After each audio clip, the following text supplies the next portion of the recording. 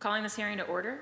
For the record, my name is Kenzie Bach. I'm the District 8 City Councilor and also the Chair of the Boston City Council's Committee on Boston's COVID-19 Recovery. Joined here today by my colleagues, Council President Ed Flynn of District 2, Councilor Liz Braden of District 9. This public hearing is being recorded. It's being live streamed at boston.gov/city-council-tv and broadcast on Xfinity Channel 8, RCN Channel 82, and FiOS Channel 964. We'll be taking public testimony at the end of this hearing, so if you're interested in testifying here with us in the chamber, please sign up on that sheet near the door over there. If you're interested in testifying virtually, I'd ask that you email ccc.covid19@boston.gov for the link. That's ccc.covid19@boston.gov. We'll send you the link for virtual testimony. We're operating hybrid on testimony these days. And also you can email that same address with any written testimony, including if you're watching this hearing after the fact. Today's hearing is on Docket 0503, message and order authorizing the City of Boston to accept and expend the amount of $349,500,000 in the form of a grant awarded by the United States Department of Treasury to be administered by the City of Boston's Chief Financial Officer, Collector Treasurer, from the Coronavirus State and Local Fiscal Recovery Fund in the Treasury of the United States established by Section 9901 of the American Rescue Plan Act of 2021, ARPA, and pursuant to the requirements of the ARPA, the grant payment would fund COVID-19 response and recovery efforts and accelerate a Green New Deal for Boston through once-in-a-generation transformative investments that address the systemic health and economic challenges in the areas of affordable housing, economic opportunity and inclusion, behavioral health, climate and mobility, arts and culture, and early childhood. Docket 0504, message and order authorizing the City of Boston to accept and expend the amount of $40 million in the form of a grant awarded by the United States Department of the Treasury to be administered by the City of Boston's Chief Financial Officer, Collector Treasurer, from the Coronavirus State and Local Fiscal Recovery Fund in the Treasury of the United States, established by Section 9901 of the American Rescue Plan Act of 2021, ARPA, and pursuant to the requirements of the ARPA, the grant payment would fund provision of government services to the extent of the reduction in revenue of such state, territory, or tribal government due to the COVID-19 public health emergency relative to revenues collected in the most recent full fiscal year of the state, territory, or tribal government prior to the emergency. So those are the two mayoral dockets that are on deck for today, and then also co-noticed with that are three council-originated dockets. Docket 0511, order for a hearing to utilize federal COVID recovery funds to construct municipal composting infrastructure. Docket 0640, order for a hearing on appropriating federal relief funds to stabilize and expand public sector personnel capacity beyond pre-pandemic levels. And docket 0652, order for a hearing to discuss utilizing American Rescue Plan Act, ARPA funding, to improve digital equity in the City of Boston. And just a reminder for folks who have been tuning in, or new for anyone who hasn't been, what we've done is the administration filed a proposal for American Rescue Plan Act funding use. This is specifically the sort of general funds that were sent to the city without an earmark to where they were going, separate from things like rental relief, where we got dollars, but it was specifically for that purpose. So this is kind of this general funding. There's $350 million of it left, not yet designated, and the administration put in a proposal for how to spend that in about 8 different subheadings. You heard me read them quickly in the docket. And so for the council to kind of dig in more and understand the proposals, we've split that into a number of hearings. So we've already had a hearing on the housing proposals, so that was this Wednesday, and then we also had a hearing on the early childhood economic inclusion and another category proposals on Friday. And now today, this morning, we're talking about climate and mobility. And this afternoon, we'll be talking about public health and behavioral health.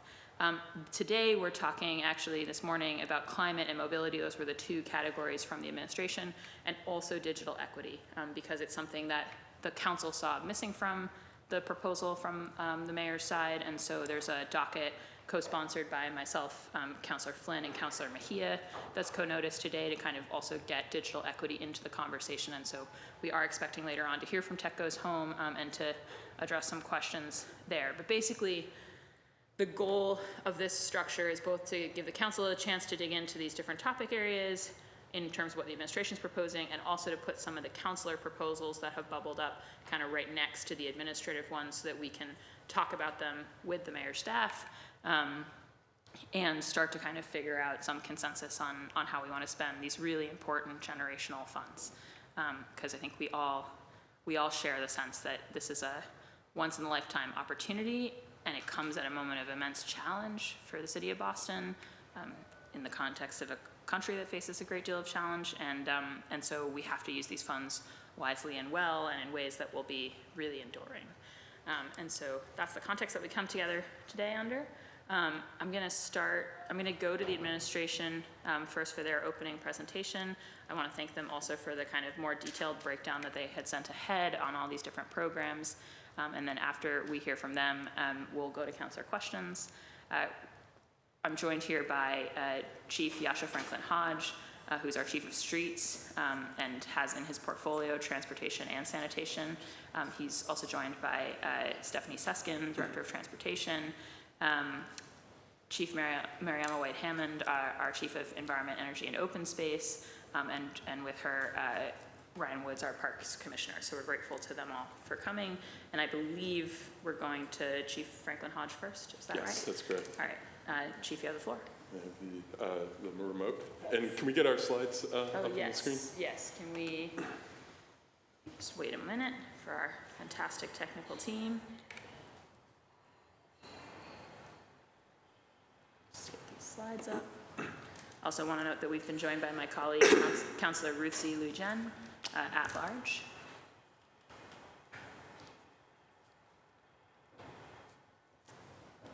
And we're just waiting for the slides to come up.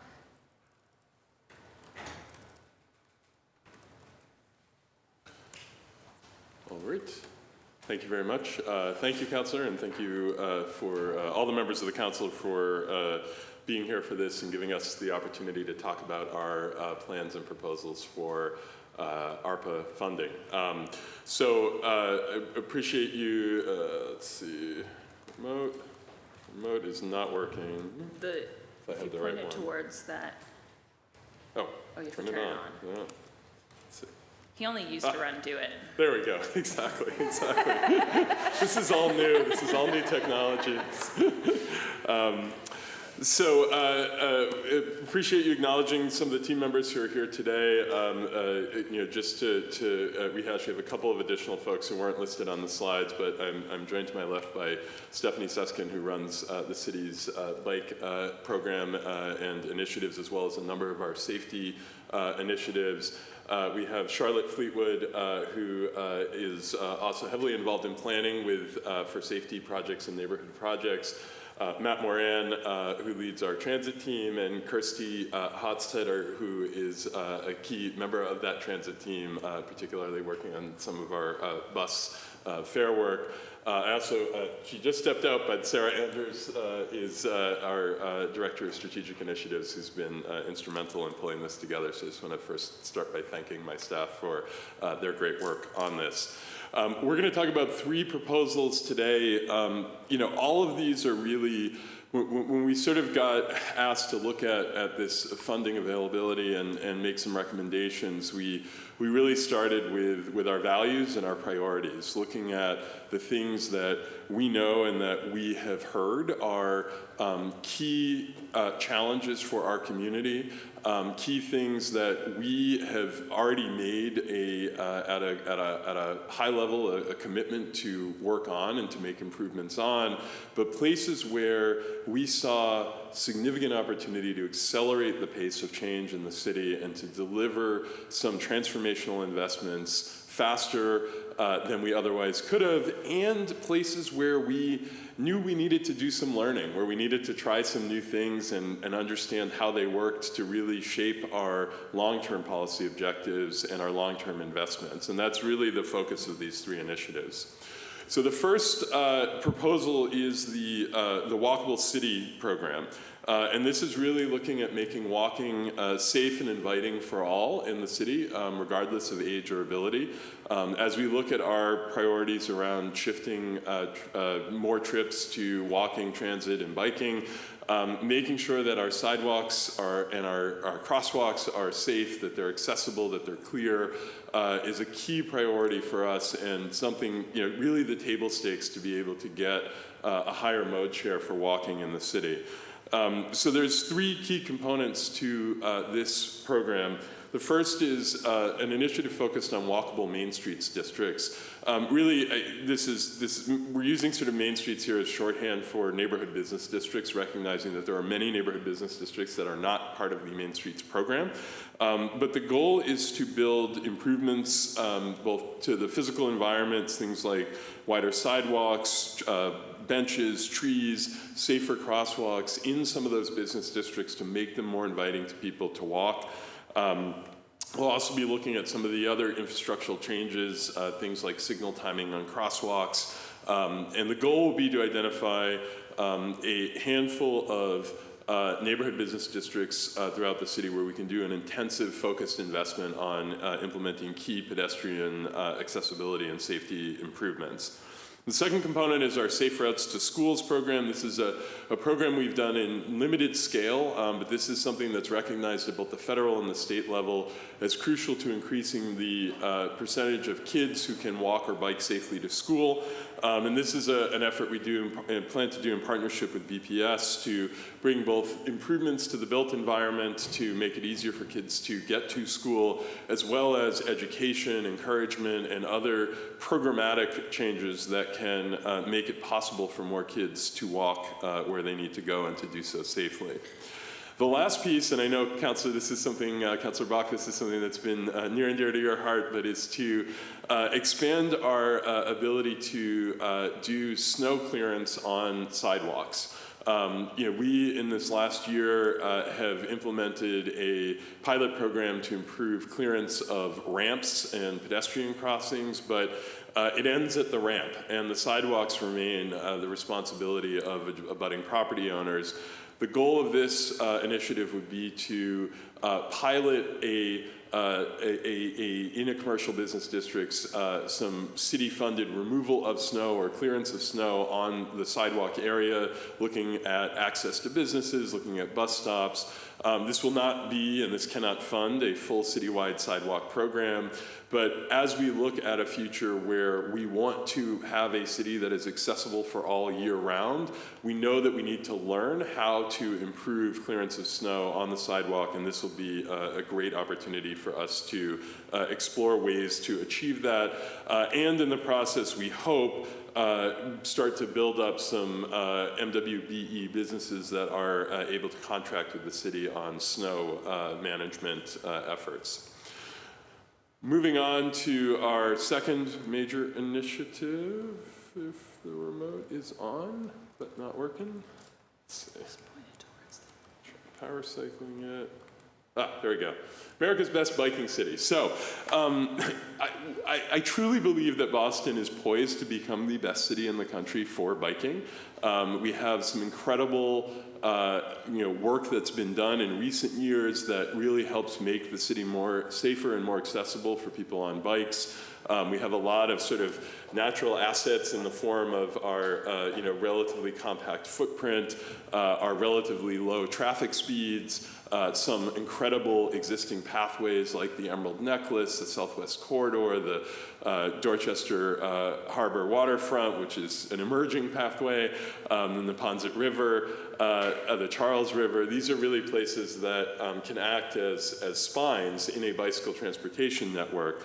But to make it, to make the city truly accessible by bike, we need to have a safe, connected, low-stress network of bicycle routes that can get people to where they need to go, whether that's school, work, family, friends, errands. And that means that we have work to do to expand the network of lanes and pathways that we have. So we envision using this ARPA funding to accelerate the design of that network. The focus of this will be on planning and identifying the locations where additional bicycle infrastructure can go, working with community members to develop the details of how those pathways will be laid out.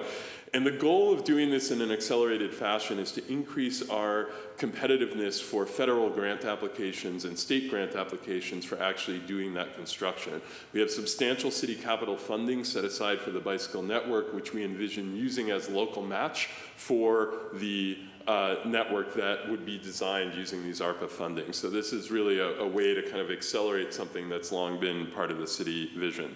The other piece of this project is a limited subsidy that would allow for qualifying residents to access an electric assist bike. We've seen a great deal of data now from around the country showing that e-bikes are a great way to make biking viable for, especially for older adults and people with disabilities who may not be able to use a traditional pedal bike. And this program would help address some of the high cost and financial accessibility challenges that are sometimes associated with e-bikes, to really give us a sense to learn the role that they can play for communities that are not currently part of or don't feel like they have access to biking in Boston. Our last initiative is one that may be familiar to folks. My remote's not up, there we go. Which is looking at our fare-free bus pilot program and setting aside a pool of money to allow for a potential expansion of this program to cross-municipality routes. So right now, the 3 routes that are covered under the Fare-Free pilot program are the 23, the 28, and the 29. These are routes that run entirely within the city of Boston. We have some incredible early data on the benefits of this on the Route 28, and we're in the process of gathering additional data on the 23 and the 29. But when we announced this expanded pilot, we had an outpouring of interest and excitement from surrounding municipalities. A number of our neighbors looked at this and said, this is transformative. This is something that we would love to be able to do in our communities. And so we are looking to set aside money to allow us to collaborate with some of our neighbors to identify routes that can, particularly those that serve lower income communities, communities of color, to allow for us to expand this pilot in cooperation with our neighbors. We're in early stages of some of those conversations to really try to identify routes and locations, but this funding will give us a base of resources with which to do this. So I will stop there and turn it over to my colleague, Chief White-Hammond, to talk about some of the environment initiatives. So thank you very much for the time. Great, so we are starting with something that actually is a bit transportation oriented. Our first piece is the electrification of BPS. I don't know if we're controlling it anymore. If you point it towards the laptop over there, that's the actual place. I don't know. Carrie, sorry. Maybe I just go over there and turn it. Can we get an assist? Yeah. All right, there we go. We're through. All right. Okay. We're back. Okay. So our first conversation is around the electrification of BPS school buses. It is worth noting, and I know that councilors have asked, the majority of the money for this expansion is coming out of BPS, but the ESSER funds that they currently have do not cover some of the costs of actually the electrification and recharging infrastructure. So we're using some of the ARPA funds to make that possible. We're really excited that it will be a one-time expenditure that supplements the $7 million, as I mentioned, that BPS is already spending in its FY23 lease purchase funds. And we're looking at up to 20 school buses. Want to be clear that they will be purchased in the 2022-2023 year, but they will not actually be operational, so the following year. As many people know, there are a lag in terms of our ability to receive materials, but we have already got that order in, so we're excited about that. And then the city is going to seek to extend the pilot through other funding sources. But one of the things that's good is that as we set up some of that charging infrastructure, it'll be available as BPS continues to transform its fleet. And this also includes money for technical assistance to develop a long-term fleet electrification strategy with a goal of full electrification by 2030. We've already got an RFI put together and are reaching out to some folks who have helped other groups around the country, talking to some folks about the ways that it's been successful and some of the pitfalls that we would like to avoid as we move forward. So as it mentions the impacts, up to 20 school buses with reduced carbon emissions and zero tailpipe pollution, really important. And we're looking right now at the Reedville lot as the best location for that to happen, just in terms of where it is infrastructurally and the fact that we already have a long-term lease there. But we are also looking at a longer-term electrification strategy and really looking at how we make sure that as we deploy those buses, can we be focusing in them in the neighborhoods that have the biggest challenges in terms of pollution. So we will be working on that. We're still not quite there, and we're coordinating with Eversource on the long-term infrastructure plan to roll this out across the city. Let's see. I got you. Okay. So the next piece is our growth and maintenance of Boston's tree canopy. Thank the council. Many of you have been very active in the conversation around our tree canopy and what we can do to grow and expand it. These resources will really focus on clearing our maintenance backlog, ensuring that trees are pruned and maintained more quickly. Many of us know there's quite a backlog, but this will help us to move that more effectively and efficiently. And we also have Max Ford Diamond is here. Oh, there we go. He's right there to the right. So he is our tree warden and in charge of all things tree. And he just came from a tree event in East Boston. He'll be available for more questions. So we want to also incentivize tree planting on private property. I know that a number of councilors have raised this to figure out what the mechanism is, but that is a conversation that we are actively trying to figure out, and that will help expand our tree canopy because that is also where we're seeing the greatest loss in those private properties that are losing trees and replacing and planting new sidewalk trees. So these are all things I think we've talked about, and as you can see, the impact is really an expansion of our tree canopy and all of the benefits that it brings in terms of shade as things are heating, in terms of cleaning our air as many of our communities are suffering from air pollution, but also as a climate adaptation strategy, particularly around the maintenance of water and really try to figure out how we are supporting and reducing the amount of flooding in our neighborhoods. And finally, nope, we're not finally, I've got two more. Food systems, our food system slide. As many of you know, the Office of Food Access became the Office of Food Justice and now sits under our cabinet and is in close, tight coordination with Grow Boston, which is also expanded under the Mayor's Office of Housing. And so this $2,500,000 is a collaboration between both offices. It will come through our cabinet, but be distributed across the two groups. It's a one-time investment to build rooftop farms, so we would love to see even more rooftop farms. One thing worth noting is many of our roofs are old. They were built at a time when people weren't thinking about the possibilities of what could happen on the roof, and so we are looking for a few key roofs that have the opportunity where we might be able to grow a significant amount of food. So this will definitely be dictated by where we find roofs that are strong enough to make that work. But we want to be clear that the food grown will be earmarked for low-income households across the city. And so this work together between Grow Boston, really focusing on how we increase the amount of healthy and nutritious food, and the Office of Food Justice, and how we make sure that gets out to the people who need it the most. So there will also be a temporary expansion of the Farmers Market Coupon Program to target residents who don't qualify for state and federal resources. This happened a lot during the pandemic. Particularly, we have a lot of folks who are undocumented, folks who are not signed up for some of our programs for any number of reasons, who really need food resources. With these, we are still going to have to begin to sunset the high level we were able to do under the pandemic, but this allows us to make that transition more gradually because we didn't want to get to the point where people had been receiving a lot of support, the need was still there, and suddenly the availability was greatly curtailed. So this will help us phase it down into the place that we have been, but over 3 years as opposed to last summer to this year being such a drastic change. And then we are offering temporary halal food support to Afghan evacuees who arrived in the country, particularly over the last few months, as the United States government policy in Afghanistan has led to an uptick in refugees in the surrounding community, wanting to make sure that people are getting culturally appropriate foods.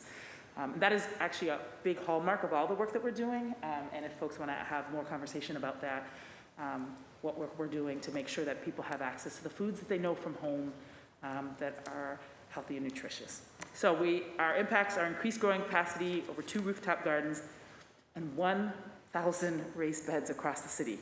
It is going to be a massive undertaking to find where all of those will be placed, but I am excited that some of them, we've already started figuring out how we can place some of them in our local parkland as an opportunity, both to give people access to the ability to grow their own food, but also to bring folks into our parks who will be there on a regular basis and give love and energy to the park, making sure that we have positive activity in the park, as opposed to some folks, there's always folks that hang out, and we think that having them interact with some of the gardeners and have that be a space where people are growing will also be a plus to making our parks more safe, a better place of connection, hopefully across generations. And we've been partnering this year with a couple of places to get this started, and this will allow us to expand that, not just on parkland, but across the city.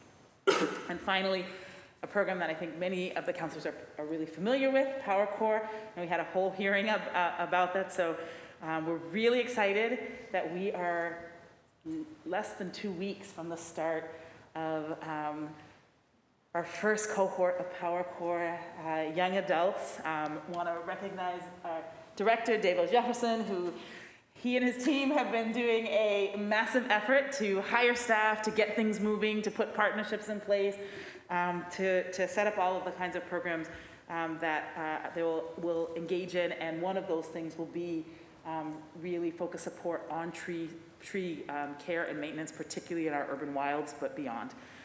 So it's based on a proven model from PowerCore Philadelphia, which I know, Councilor Brock, you have been able to see. I highly encourage anybody, if you're in the Philadelphia area, go see them. It really lifted my spirit and gave me a sense of what was possible to see what they were doing. And I have complete confidence in our team here in Boston to make that happen. So as you know, there was an initial investment of $3 million. This gives an additional investment of $6 million, allowing them to really be stable, starting off with a full use of those funds, and then as the program goes, they will also be building their own partnerships. We'll also want to talk about what permanent funds in the city budget can be available for them, but we are excited by the way the philanthropic community is already asking questions and responding, so we think that this is a program that can be strong and sustainable. So these are our key pieces. I think many of them are things that you have heard about. They are responsive to the requests that we've gotten from the community, and to the point that we know that Councilor Bach has emphasized, they're one-time investments that we have already begun putting in place strategies for how we will sustain them beyond the ARPA resources availability. We know that it's not a good idea to set something up and then have a cliff. So we've been thinking about those strategic investments all along, but are really excited about each of these pieces. Thank you. Great, thank you so much, Chief. And before we go to councilor questions, I do want to invite Marvin down to just testify on behalf of Tech Goes Home, if you're ready. Yeah, just because we, so, you know, as I mentioned, it's not in the mayor's proposal, and I don't expect either of you chiefs to be here ready to talk about the digital equity piece, but we do have Mike Lynch, the director of cable and broadband here, and so some questions from councilors about this proposal came up at the Do It hearing, and we said we would talk about it here. So I just want Marvin folks have a letter, written testimony from Tech Goes Home, councilors do, but I just want him to make a few brief remarks so that if people have questions for Mike, they can roll them into their questions. So. Good morning. Morning. President Flynn, Chair Bach and Mejia, members of the council. A month ago, I testified before you about the vital importance of embedding digital equity in the City of Boston's plan for how to use more than $349.5 million in federal funding from the American Rescue Plan Act. On behalf of Tech Goes Home, I thank you for your attention and responsiveness to this critical priority. As we have discussed previously, the digital opportunity gaps within the City of Boston remain significant. Recent data shows us that nearly 52,000 households in Boston don't have a computer at home. 41,000 don't have broadband access, and many more struggle to use available digital tools effectively without specific, culturally competent training and support. The City Council, Mayor Wu, and leaders across Boston have articulated a vision for a more equitable, inclusive city where more residents have access to employment that pays a living wage, high-quality education, culturally competent healthcare, housing that's affordable, transit that's accessible, and many more. Advancing digital equity plays a critical role in realizing this vision. A question today is a proposed $2 million investment with ARPA funds that would significantly boost Tech Goes Home's effort to expand digital access and create the foundation for greater, more sustainable racial, education, health, and economic equity across Boston. For more than 20 years, as you know, Tech Goes Home has partnered with community-based organizations and a network of hundreds of committed instructors to provide digital devices, internet service, and digital skills training to individuals and family in Boston and beyond. Tens of thousands of people have graduated from our programs. 97% of our graduates report learning digital skills that will help them improve their lives. And graduates use these skills to help their children with school, start their own businesses, access telehealth, search for jobs and housing, or remain connected with loved ones. We are deeply appreciative of our long-term partnership with the City of Boston and the city's existing commitment to fund digital equity efforts, most significantly through the PEG Access Fund. And as demand for Tech Goes Home courses continue to increase, the proposed investment of $2 million in ARPA funding would help us close the gap on the unmet need. An infusion of $2 million, just a fraction of the overall ARPA spending, will allow Tech Goes Home to increase organizational capacity to engage 100 new community partners, allowing us to significantly expand enrollment for the individuals and families in need of digital tools, skills training, create stronger ecosystems for digital equity in Boston by supporting our partner organizations' ongoing work to address the disparities in employment, education, health, and more. We could devote specific resources to connecting learners to the highest quality, most sustainable internet they can get. Programs like the ACP and the IE are the most effective current pathways to affordable high-speed internet service. But enrollment can be confusing and difficult to navigate, as many of us know. By focusing on leveraging our network of trusted instructors to facilitate enrollment, we projected Tech Goes Home can connect up to 4,500 households per year, reaching 60,000 to 70,000 people over 4 years in Boston to reliable, affordable internet for the long term. The proposed $2 million investment will not eradicate digital inequity in Boston, but it will make a significant dent and expand opportunities for thousands of residents. With this investment, the city can take another vital step and signal its leadership intent to expand opportunity and justice for all residents. Thank you for the opportunity to testify. I'm happy to answer any questions if there are any. Thank you. Great, thank you so much, Marvin. And I think if you can stay close, and if Mike can also be close, I just want councilors to know that in your questions, you're welcome to both ask the Chief of Streets about his projects, the Chief of Environment about hers, and then as well, if you have a question on this digital equity front, Mike's here, and so is Marvin. So without further ado, we'll go to councilor questions. I'll reserve mine. I want to note that I was joined during the presentation by Councilor Julia Mejia at large and Councilor Aaron Murphy at large. And so we'll go first to President Ed Flynn. Thank you, Madam Chair. Thank you to the panelists for being here as well. And had a few follow-up questions. Chief, I want to thank you for your presentation. I know one challenge, one concern I had on electric bikes, I know we want to expand access to residents, but I'm still somewhat concerned about the safety of electric bikes on our streets, in our neighborhoods. But is there any way, as we build infrastructure for this, that we are able to protect people that are on these e-bikes? As an example, I would like to see people that do use these bikes to wear a helmet. Is that a request that can be done? Sure. So, I mean, there's certainly, a great deal of work and opportunity that we have in terms of safety education for people who ride all types of bikes, whether they're electronic or not. Currently we do not have regulatory authority to sort of mandate helmets for any particular type of bike rider as a city, but I think we're very, committed and interested in giving people access to educational opportunities and programs that help them understand their responsibilities as a cyclist and how to ride safely and how to keep themselves safe and those around them safe. I'll let Stephanie, if you'd like to speak at all about some of the work that we've done in that and any thoughts you have on that. Yeah, so we do a lot of programming to help people learn how to ride a bike and how to ride a bike safely. One of our primary programs at this point is for adult women and gender diverse individuals to learn how to ride a bike, and we go through bike safety every single course.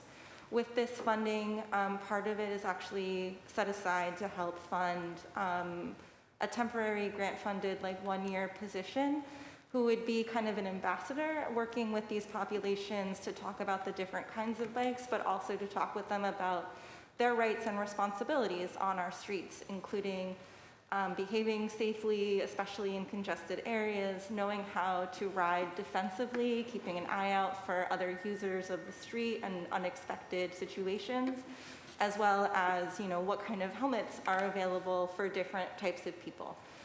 So we're very excited about not just providing those subsidies, but also sort of increasing our ability to do educational support for people in the program. Thank you. So let me just go back to my question. Certainly, I support expanding and making sure everybody has equal access to this, persons with disabilities, communities of color. I support that. I want to be clear about that. But what I want to see people on e-bikes with helmets on. They go fast. They're in our streets and crosswalks. I'm not saying I'm against them. I want to make sure people are protected and people are safe. As we address infrastructure on this, are we able to place a provision in there that says if you're on an e-bike, you must wear a helmet? We can certainly look into what our legal options are for that. My understanding is that regulations around safety equipment would typically be regulated at the state level, and so I'm not sure whether or not we have legal authority to put in place new rules around that.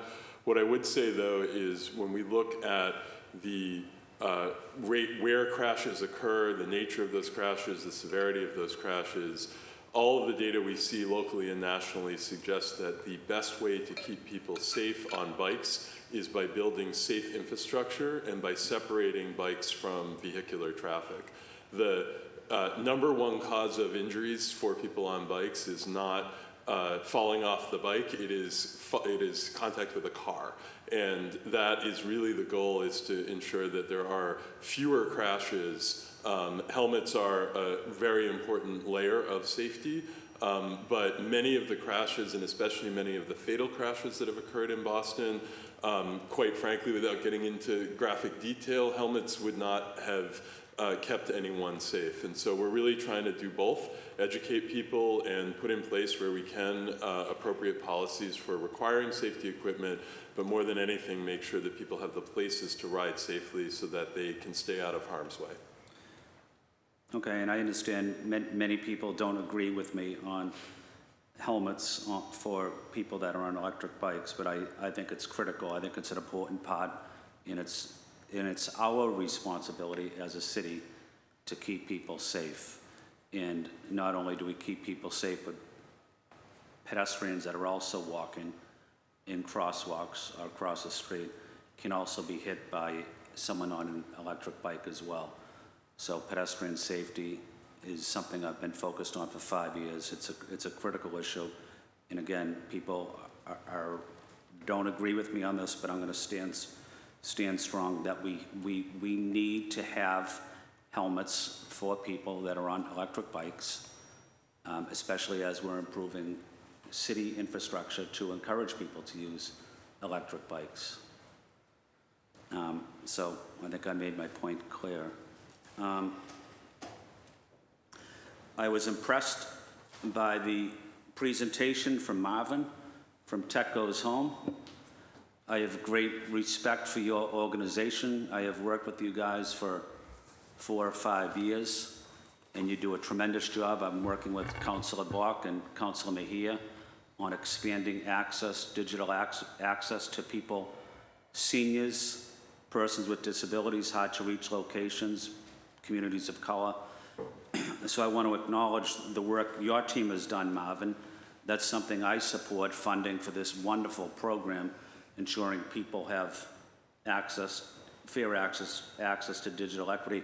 No, it was always a concern I had, Marvin, is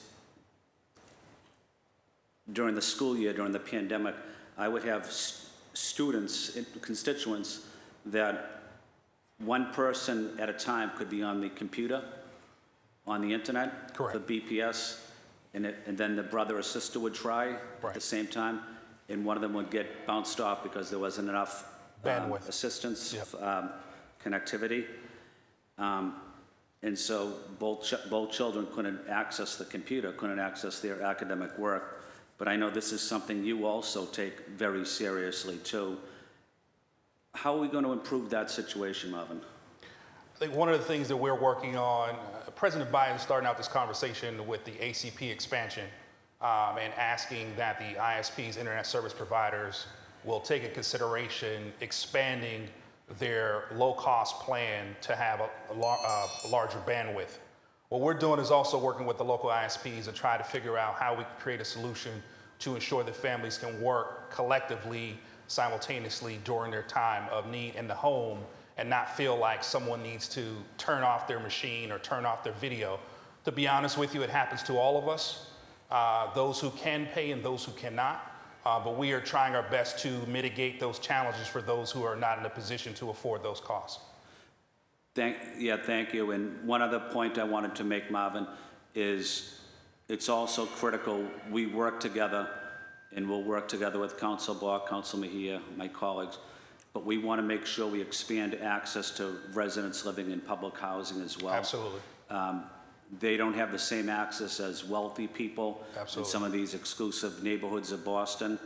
So we need to do everything we can to make sure that digital equity is carried out appropriately and everyone has access to digital equity, not just the wealthy and connected. Absolutely. And just to note, we have testified in other municipalities around expansion through ISPs to use nodes in public housing in an effort to expand that access. So we'll continue to do that work locally in the city of Boston in efforts that we can close that gap. Well, thank you, Madam Chair, and just want to say Tech Goes Home is one of the best organizations I've worked with over the last 5 years. So just want to say thank you to the team at Tech Goes Home. Thank you. We appreciate your continued support. Thank you, Council President Flynn. Next up, Councilor Braden. Thank you, Madam Chair, and so good to see you all again. We're seeing a lot of each other these days. Let's see, I have a long list of questions I'll try and get through. The sidewalk issue, I really applaud to make our main streets, our business districts more walkable.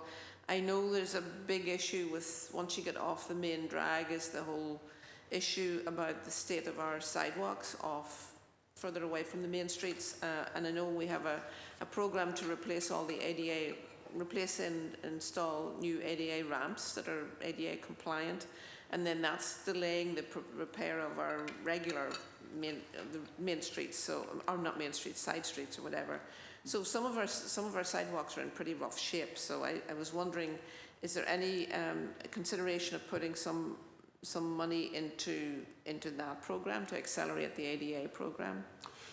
So at this point, we feel like with the FY23 budget, capital budget request, that we have funding for the ADA program that sort of matches our capacity to do that work. Yeah. It's been, we have a very aggressive target of bringing all 10,000 ramps in the city into compliance in 10 years. And quite frankly, we're already a little bit behind that pace. And so we have a growing team of people who are focused on accelerating that work. And we believe it's fully funded at the pace at which we can do it. Now, hopefully, as we get more practiced in doing this kind of work at high volume over the coming years, that we'll have opportunities to accelerate that even further and perhaps in a future budget request, ideally we'll be asking to pull forward some of those dollars to get through that work more quickly. But right now we're focusing on hitting our targets and ensuring that we have funding set aside for continued sidewalk work beyond ramps.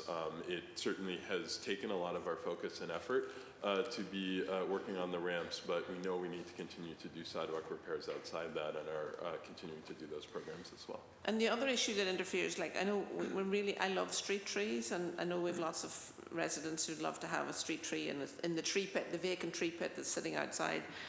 But in some cases, the sidewalks are narrow. It's not the best place to put a tree.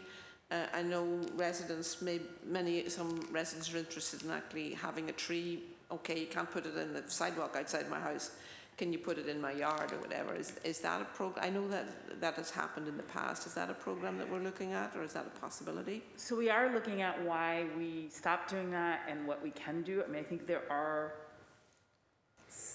some challenges in terms of our ability to regulate what people do or don't do on their private property. So I think that we have been made aware that that did exist, and we are looking into the ability to replicate that. Very good. I've got a long list, so I'll keep going. The roof farms, I'm really excited about the idea of the roof farms. I do know that Brighton High School has, I have it here on my phone, the roof farm, they have a roof, 5,000 square feet, yes. 45, a roof is a great shape, could be realistically 15 to 20 raised beds, drip irrigation, the whole 9 yards. Even fruit-bearing trees with a shallow root system. We are evaluating that roof. I've talked to the BPS yes. people, and they say they just need to fix an access issue. You know, they need to fix the stairs. I really wish we could get our act together and get all this to work, because it seems like yes. they've been talking about this for years, and we're just not getting anywhere. They are top of our list, but we are not moving forward till we know we definitely have the resources. So we have already, the conversations have already begun. The assessment is there, and if our ARPA funding comes through, they are on top of the list. Next question. The fare-free buses. I love the idea of the intermunicipality cooperation to expand the fare-free bus, or a subsidised bus of some description.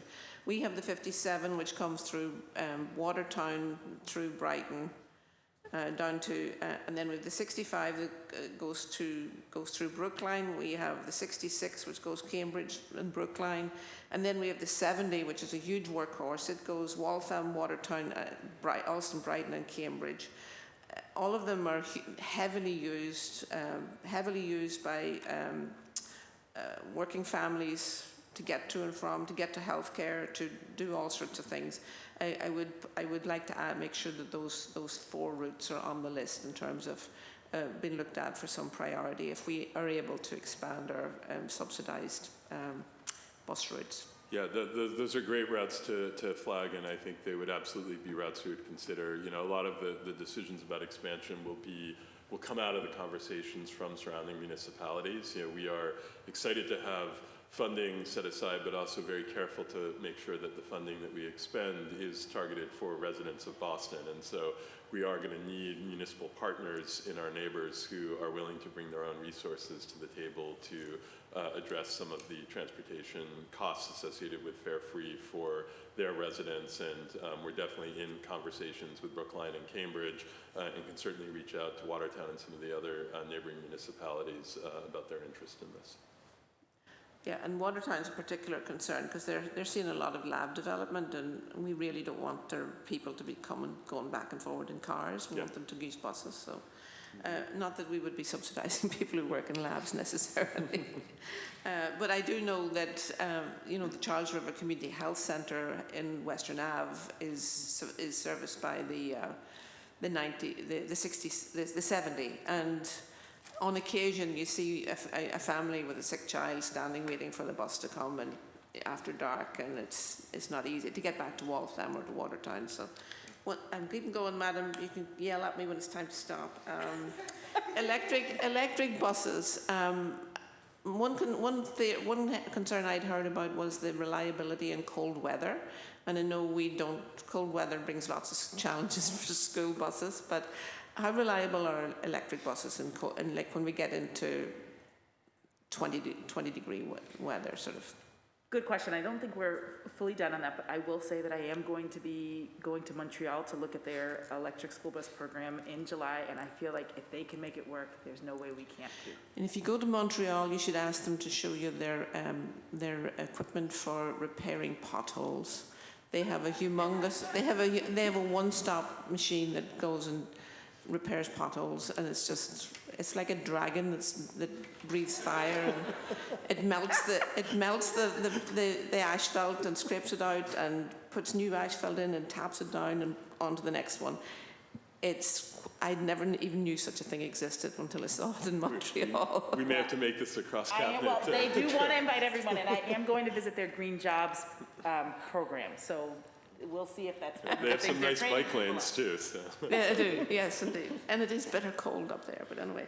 How am I doing for time, You madam? have 30 seconds. 30 seconds, okay, let me see. Oh, yes. We had a great visit out to the I-90 project the other day, and one issue I know in the Chinatown area, they've done a lot of work with Tufts researchers, Tufts University researchers on ultrafine particulates. We are going to see a migration of the Mass Pike. It's going to come much closer to residential areas along the railway line there, and I really wonder if there's any possibility, and this may be slightly off, but to look at doing some research into particulate pollution and ways that we can mitigate that when we're doing this major infrastructure project. I think that is an incredibly important issue. It's understudied and underappreciated in Boston. We have many projects developing new residential near highways and a project like this which relocates a highway. I will say the city has been engaged in deep conversation with MassDOT about the scope and scale of that project. One of the reasons that we were co-applicants for the federal grant funding is because over the last several months we have persuaded MassDOT to incorporate a linear buffer park and green space in between the rail yard and the neighborhood, and to make commitments to provide decking over or to allow for decking over some of the more polluting infrastructure, which will, through ventilation, have the effect of bringing some of that fine particulate matter up to a higher level so that it is less impacting the neighborhood. But I think as that project design is further evaluated, as the environmental impact review process unfolds, we need to make sure that the issues of local air pollution remain front and center. And this is a project that will have substantial funding put aside for mitigation as part of the project.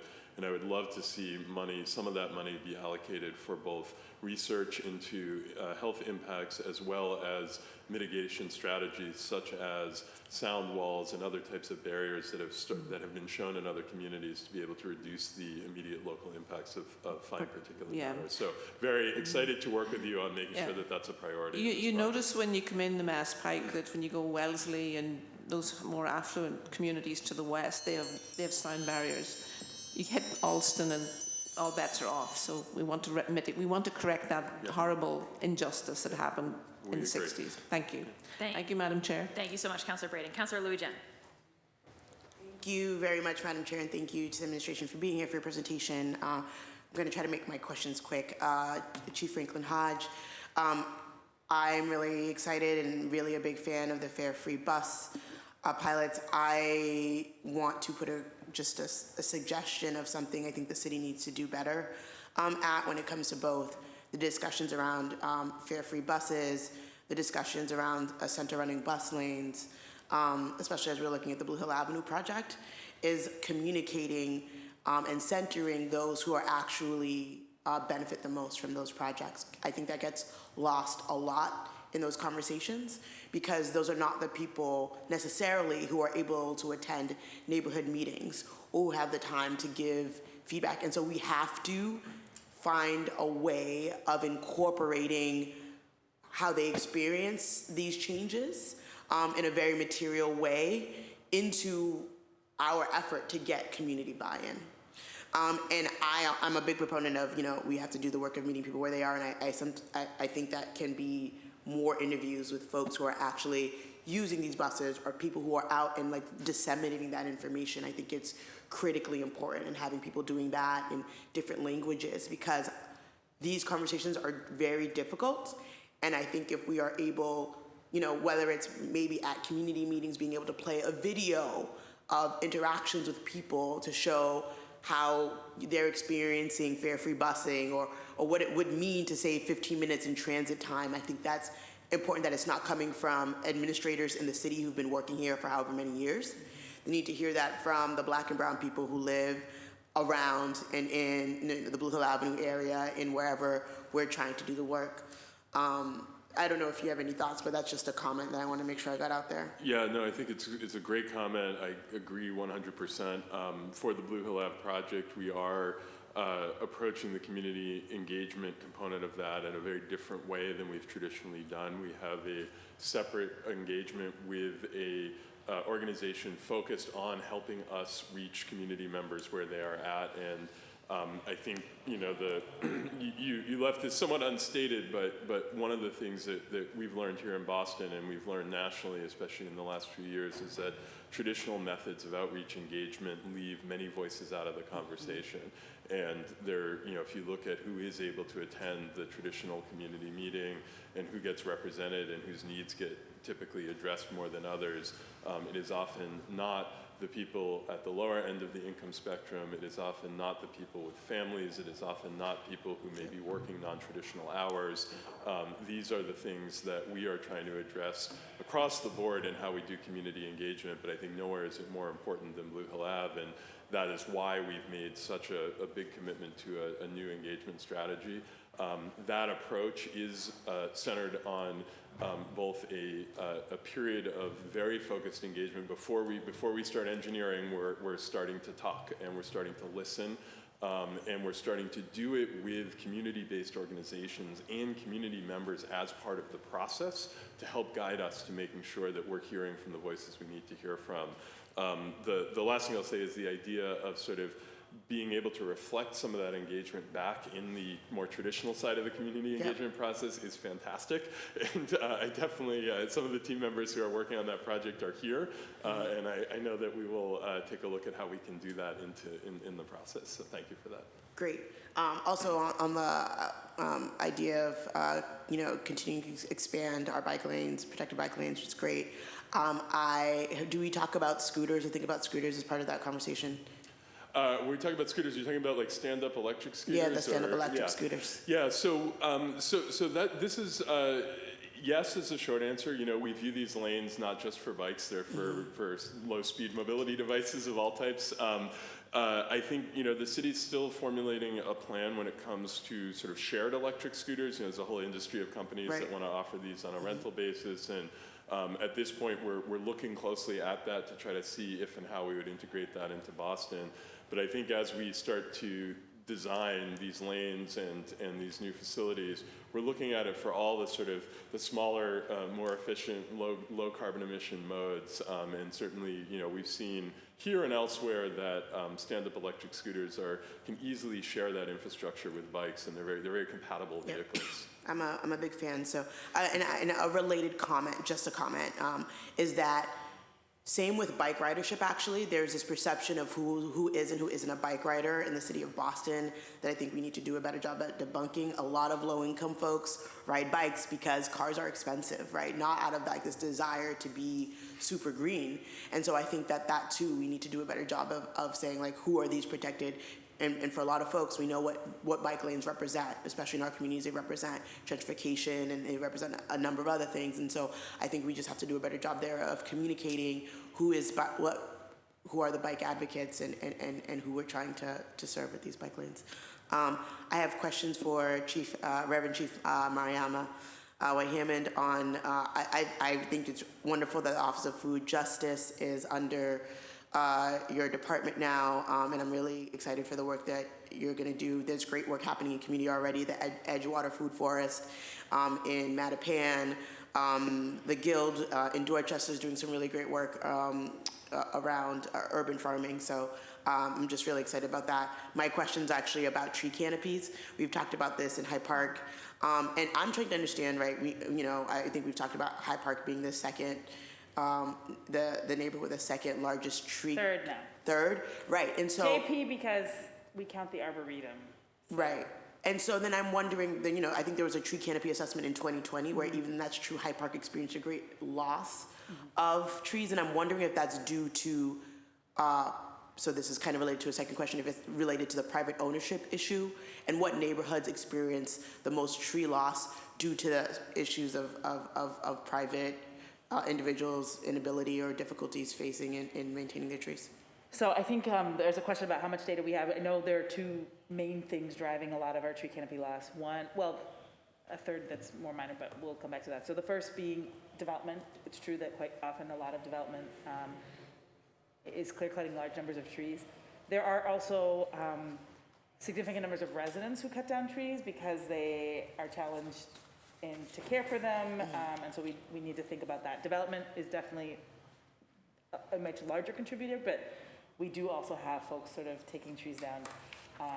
Are there neighborhoods where that's happening more than others? It's a good question. I'm not sure. I mean, I know we know what the aggregate loss is. I'm not sure we know how each of the how that loss is sort of coded against the different kinds of things. And then we do have tree stress and tree death, which is another layer of things, and that's also been exacerbated by climate change. And so one of the things we really want to do is doing some of this tree maintenance could also be, sometimes we're losing trees earlier than we need to be because we're not maintaining them. We see something, a branch that's damaged. If we could remove that branch, that tree could make a comeback. But if we leave it on for 2 more years, whatever's happening in one part of the tree starts being more of a problem in other parts of the tree. So I think, I don't think we have that down data all the way to across the canopy. I know that Max has very detailed data in terms of what's happening for our street trees because we track those at a great amount. The overall canopy, we're not yet there in terms of the layer of tracking about what's happening and how those things are distributed. But if I had to take an educated guess, I would say that it is true that new developments in different places are often taking out the largest number of trees at one time. Thank you. Thank you, Madam Chair. Put one thing out there regarding digital equity. Something that I think frustrates me and what always makes me want to move to the municipal broadband discussion is the role of private corporations here in really helping to close that gap. So I don't know if that's, if you have information on that or what we can be doing to better engage private corporations that are profiting off of something that I think should be a public utility. No, it's a great point. I think there are a number of costs associated with development of that infrastructure-wise, but it is a conversation that's been on the table, one in which I would say we have not driven, but we do know that it's circulating a lot. So we can continue that conversation offline and figure out some alternatives. Thank you. Thank you, Madam Chair. Thank you so much, Councilor Lujan. Councilor Mejia. Yes, good morning. So great to see you all, and I love that you're always on brand wearing the green. Yes. It's growing. More and more staff are buying green items. I just want you to know it is noted and appreciated because it really is all about green all day, every day. So I really appreciate everyone being here, and I want to just kind of start off with thanking the chief. Chief Franklin Hodges. I was going to call you Yasha, but I can never say your first name right. I tried to get your team to train me, but I just can't do it. But I just want to say thank you so much, just to start off by thanking you for your partnership in the Blue Hill Lab. Community Conversation, it was your first week working, starting your new job, and you showed up and responded. And so I think that half the battle is always showing up, right?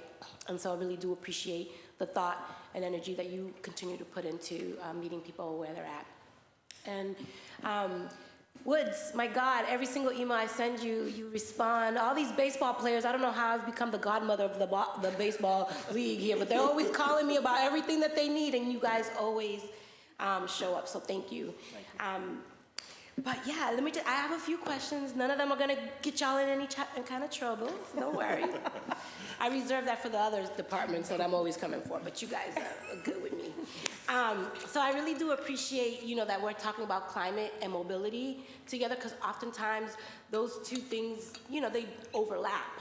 And for a lot of young people, particularly in neighborhoods like Dorchester, Roxbury, Mattapan, mobility and access towards our harbor and beaches is extremely limited. So when we're talking about ARPA dollars, how are we investing in creating exponential learning spaces that are rooted in climate and mobility for young people? I'm gonna read through my questions if you don't mind. And for the Green Jobs Initiative, I'm just curious, how are we tapping into schools like Madison Park, BATA, which is the Boston Adult Technical Academy, the Boston Dayton Evening Academy, alternative high schools, and Voc Tech, right? I'd love to hear a little bit about how we're creating pathways to green jobs in those spaces. And then I love the idea of using ARPA funding to create rooftop farms. Just a quick little side note, the first time I think I saw one was at your house, Chief Hammond. I went to your house and I was like, oh my gosh, she's growing things on her porch. That is so weird. And then I was like, how'd you do that? And I think that exposure, especially for people who are immigrants who've come here from other countries, like that is part of our culture, is to grow things, right? And so when we come here, we lose that. And it just reminded me of back home. And I think that as you continue to think about this creatively, like how do we kind of incorporate that through line, and how do we help to inspire immigrants to see that connection and that they can continue to grow here literally, So I just want to throw that out there for you all to think about. And I'm also, with that, there is a question though, is like really around culturally competent foods. And making sure that they get into the hands of the people that need it. Would love to hear your strategy around that. And then for the folks, for Tech Goes Home, that Councilor Flynn and Councilor Bach, we're here for you all day, every day since 2020, have been really loud in this space.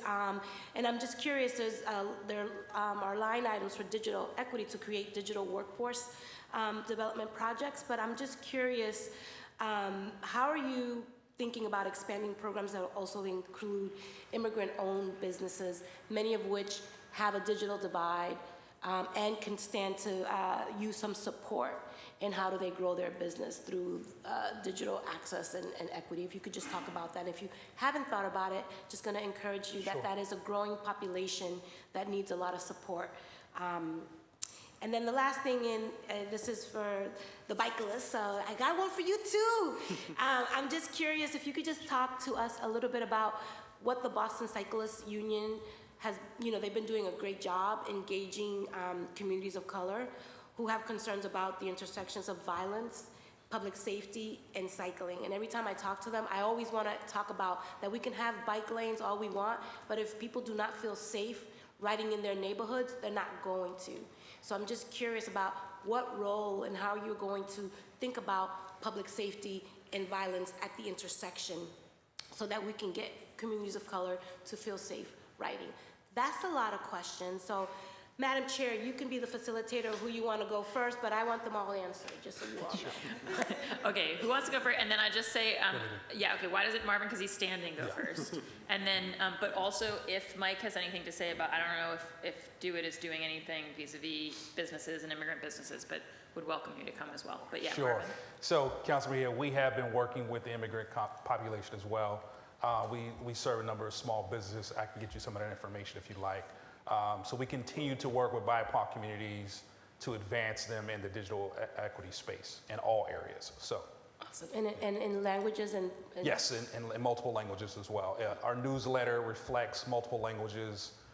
We ensure that we are trying to translate to meet the needs of the people that we serve and to ensure that they can actually access the information at their leisure.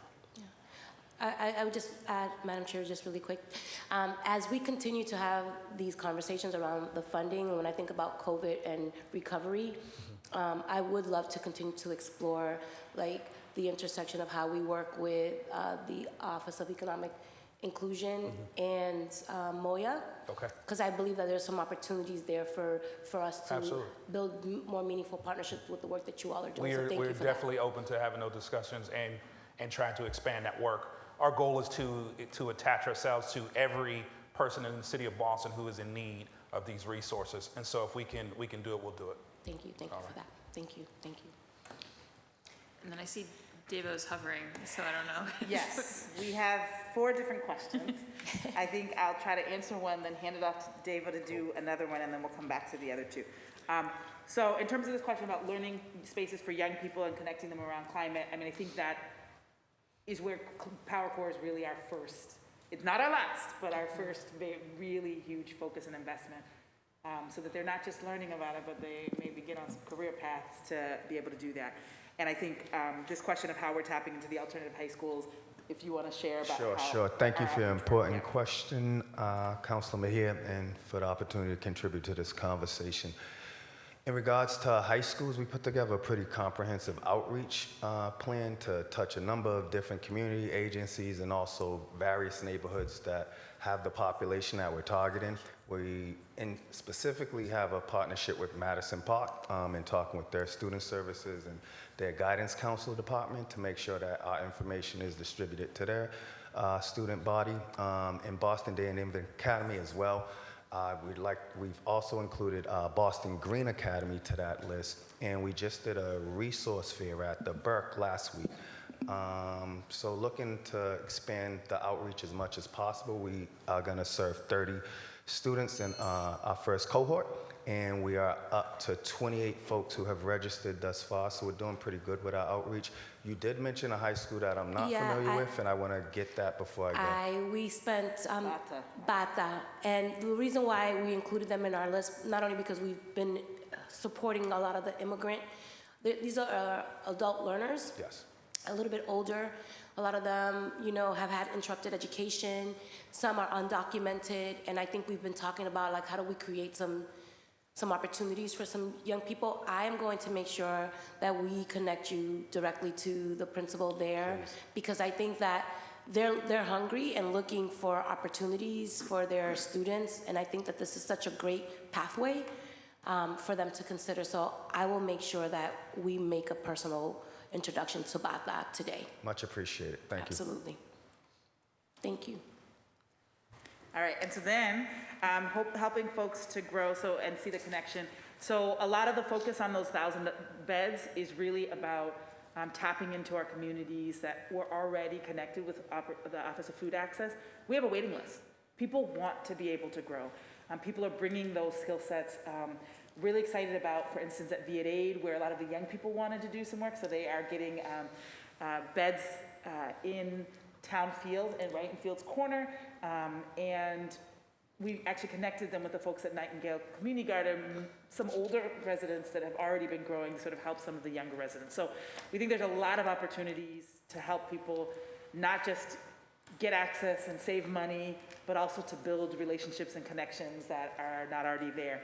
In terms of the culturally competent foods, want to also note that we are, hopefully if all goes well, about a week away from hiring a new director for the Office of Food Justice. We finished our first round of interviews and have our next round of interviews for next week scheduled. And one of the very first things that we'll do is really do some strategic planning between Grow Boston and OFJ. Really talk about how we have a food systems approach. We've really been excited to work with ASG consulting on some of that work and really thinking about how we use farmers markets as a place of activation and engagement for folks. So we are looking at that. There are some folks growing in the city of Boston, but I do think we also need to be thinking about the supply chain outside of the city of Boston. There's even more land sort of in some of the Worcester area, already some immigrant groups going there. The question is not just how we can help people to grow, we definitely want to do that. And how can we also expand access for people who are growing maybe beyond our borders, but have some of the same kinds of foods that we want folks to have access to. So there is a larger plan, and I got that. You were running out of time, look. So I'm going to. Yeah, I did. I got that little look too. I felt that energy. No. I was like, oh, why I still got a bikerless question? No, it's fine. What I wanted to say was, no, it's totally fine. So as folks in the chamber may have sussed out, we are counter program competing with both the Caribbean American Breakfast and the JROTC graduation. So therefore, this is why counselors are asking questions and disappearing. And so because Counselor Mejia, right now, there's nobody here waiting on you, it's totally fine for them to. As I have to. Wait, first You have to go to that. But real quick though, I'm sure they have better food over there I'm than sure, we you know, got. I'm about to go get my plate. But one thing is that via aid, the young people have been like deep organizing in that community. So I just want to give them a shout out. Yep. We met with them. They are fierce. They are like on it. And I just want to uplift them because they definitely got it done.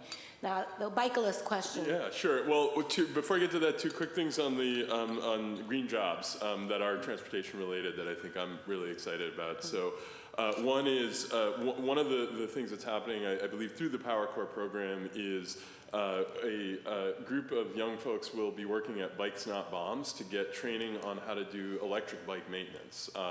Electric bikes are the best-selling kind of electric vehicle in the United States right now.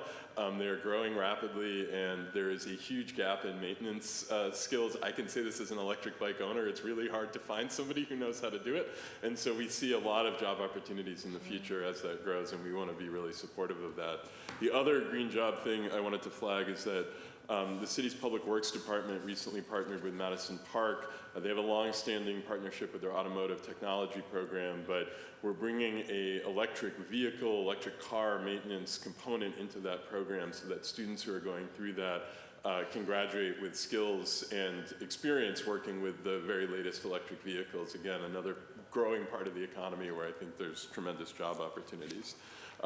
I will let Stephanie speak to the question about access and anything that she'd like to say on violence and safety. I guess I'd just say very briefly, I think, really appreciate you highlighting that point, that safety on the streets is not just about safety from physical injury in a crash, it's also about the many other things that people need to feel safe.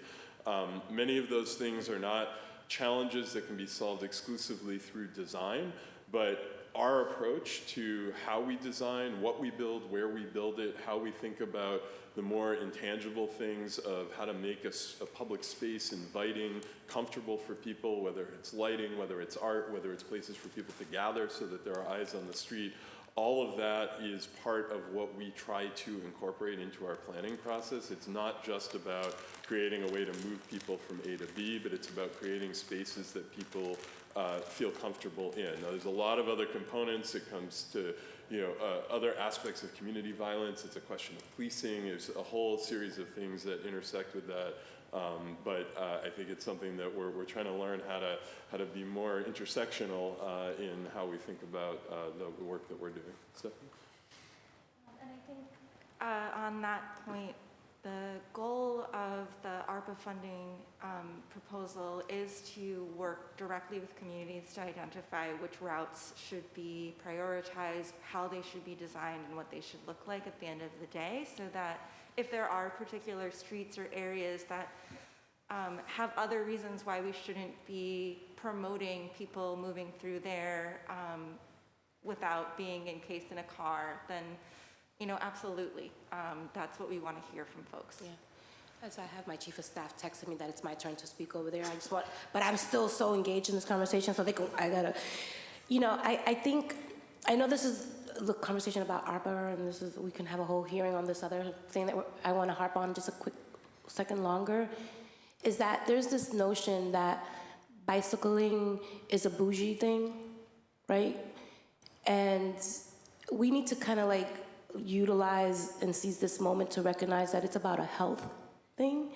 And I think what happens, and this is probably just my own perception of what I've seen, is that because it comes from a climate justice conversation, people who are dodging bullets every single day don't see it as something that is helpful for them. So I think as you all continue to roll out your, all of these strategies in terms of community engagement and communication, that centering climate justice is about our mental health and wellness too, right? and being able to ride our bikes freely creates more community. So I think that people may be more apt to want to embrace and see this as not something that's being done to them, but with them, if we can include some of the things that they're struggling with every day. So that's something that, and I know I don't need to say that to Chief Hammond because she knows, being a community organizer and an activist out in these streets, but I just want to underscore how important it is for us to be super intentional about our language and just really uplifting it in a way that people can see themselves in the conversation, not about it, you know? So that's it, and then I really gotta go, because my chief of staff is loading up. Also, I would just want to add, and Thank you also so much, freedom, like when I was a young person, it meant I could get somewhere, because my parents was not trying to take me everywhere all the time, and so I think this notion, I do want us to think about maybe the possibility of trauma that happened, because I do also remember a number of young people being shot on bikes that changed my parents' calculation about how safe it was for a while for us to get around. And we, for many years, walked, biked, took the bus everywhere. And for those of us who grew up in the 90s, when the violence was really, really problematic, I think a lot of parents who are my age now are not allowing their children to be out and about on bikes, on the T, because we have not maybe still processed our own trauma from that time. And so I think that's, as we think about the safety issue, it's not just getting hit by a car. That's right. It's also the memory for many of us Yeah. of some of those days of violence. And I'm sorry, I keep talking. I love this topic. But I do think that part of COVID recovery and the trauma that we've experienced, there is an opportunity to create some sort of event or campaign or something that says, get out of your homes, into your bikes. Let's really be in community, because that trauma is real, you know? And even though it wasn't due to violence, I was like 12 or 13 years old, and I was riding a bike that did not belong to me, right? And one of my neighbors, there was a lot of racial tension back then, he sicked his German Shepherd on me, knocked me off the bike. And I don't like riding bikes, and I'm deathly afraid of dogs, right? So when you talk about trauma, we carry those things, and it's hard for us to let go of those things when we've had something that is so traumatic happen to you. You keep associating that experience, right? So I do believe that there's an opportunity for us to heal and for us to really think about trauma and bring the bikes back. I just want to I'm say gonna that. ask for a really great green bike for my birthday.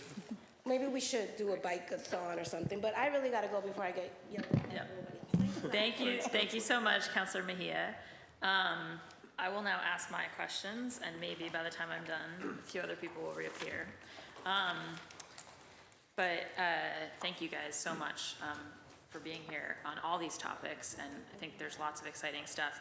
I wondered, I might actually start on the digital equity side, Mike, if I can get you to come up. I guess, you know, what we were discussing in the Do It hearing last week was precisely this issue around needing to get folks signed up for the ACP, right? Because it's such an enormous benefit. I share Councilor Louis-Jeune's view that this entire thing should be a public utility system and not the way that it works right now, but within the context of how it works right now, getting our families signed up for the $30 a month ACP program and having that be paid for by the feds, right? Huge opportunity. You referenced the fact that we had, and I'm blanking right now on the number, I can't remember if it was 7,500 or 11,500. I think it's about 23,000 right now, Chair. Right, so we've got 23,000 folks signed up, right? That's correct. And how many, and sorry, can we get Mike's mic on? And you might have to speak closer to it. Sure, okay. And then how many people we think are eligible? I'll have to get back to you on that, Councilor, but I think we're currently running at about 15% of those who are eligible. There are 8 different categories. I think I mentioned this last week. Right. Women, infants, and children eligibility, SNAP eligibility, public housing, a couple of other elements, and 200% of the poverty level. So it's rather a broad, big scope. Awareness and the challenge of sign up and then acquiring the equipment seem to be the big hurdles.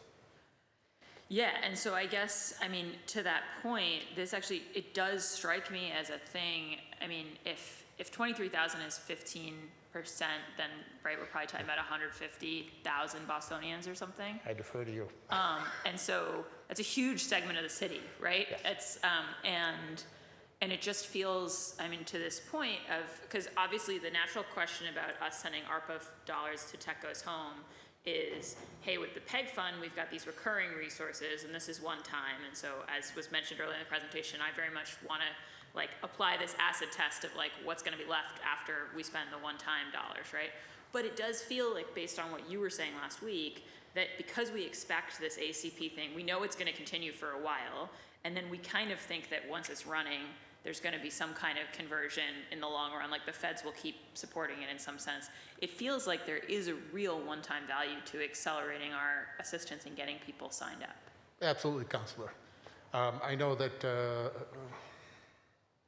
I want to say it's Philadelphia, I'm not 100% sure, but I believe that they've identified a spend of about $200 per sign-up. But if you think about that, that's signing them up for $400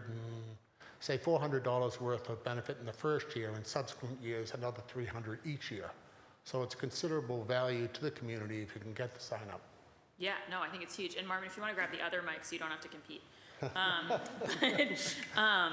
But yeah, so I guess just, you know, is the, I don't know whether the department, the administration is sort of prepared to speak to the council's desire to add this into the ARPA mix. Can I?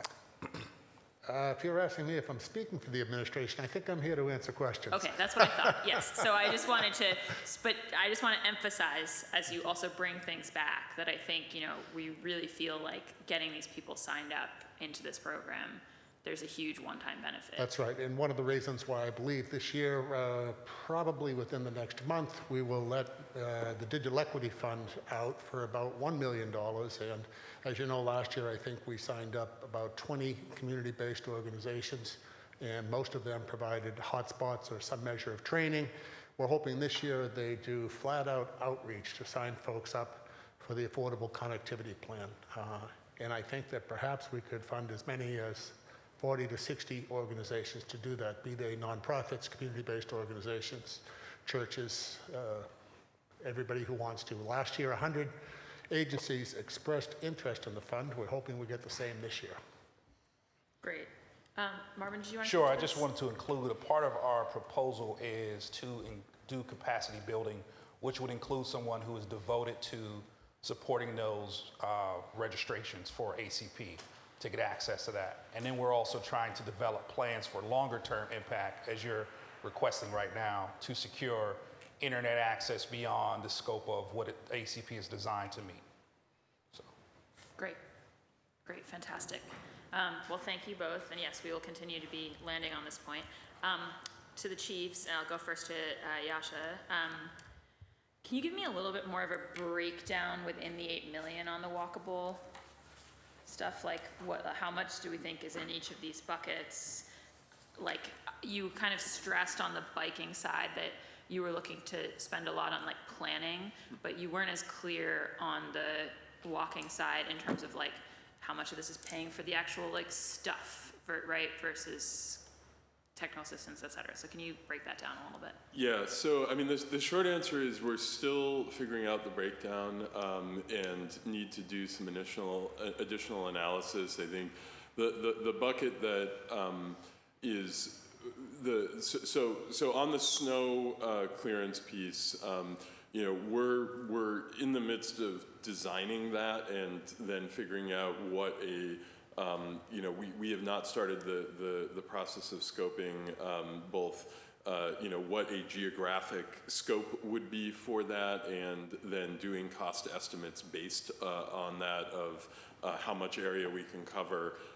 Similarly with Safe Routes to School, there's a programmatic aspect to that is still being scoped in terms of understanding the capacity of BPS for partnership in that, other grant resources we could be able to leverage simultaneously with this. There's some new federal grant programs, the Safe Streets for All, for example, which includes safe routes to schools type programs in it. And the USDOT has still not released, they're planning to do so very shortly, but their full funding package on that. And so what we're trying to do is scope those pieces so that we can understand sort of how to best allocate that $8 million across those 3 key initiatives. So long way of saying that we're still working on the precise breakdown, and it will be driven in part by capacity and other resources we can leverage. And what, on the capacity front, like, is there, like, would you anticipate if you got approval here that there would be staff funded through this grant? Yeah, there would. So we've targeted about 5% of the total grant towards capacity, so towards staff capacity is about $400,000. And so we would anticipate that a program like Safe Routes to School, as an example, is typically going to require a substantial amount of person-to-person engagement. It's not just designing, it's also being in schools, it's talking with students and parents and teachers and administrators. So, it's something like that we would anticipate adding staff to support the work. For the snow side of the program, we are looking at we're trying to figure out still how much city staffing would be required to administer it, and so we expect most of the work would be done through contracts with community-based businesses, but we're scoping the administration piece of that. We're also trying to ascertain whether or not we could and should do this in partnership with our Main Streets organizations or other existing community organizations in our business districts, if they would play a role in helping to oversee some of the actual work. But that may be another place where we need staffing. On the walkable business districts, that's where the bulk of the work would be done as design contracts and then construction and implementation. We do have a neighborhood planning team. We have in our FY23 budget some expansion plan for that.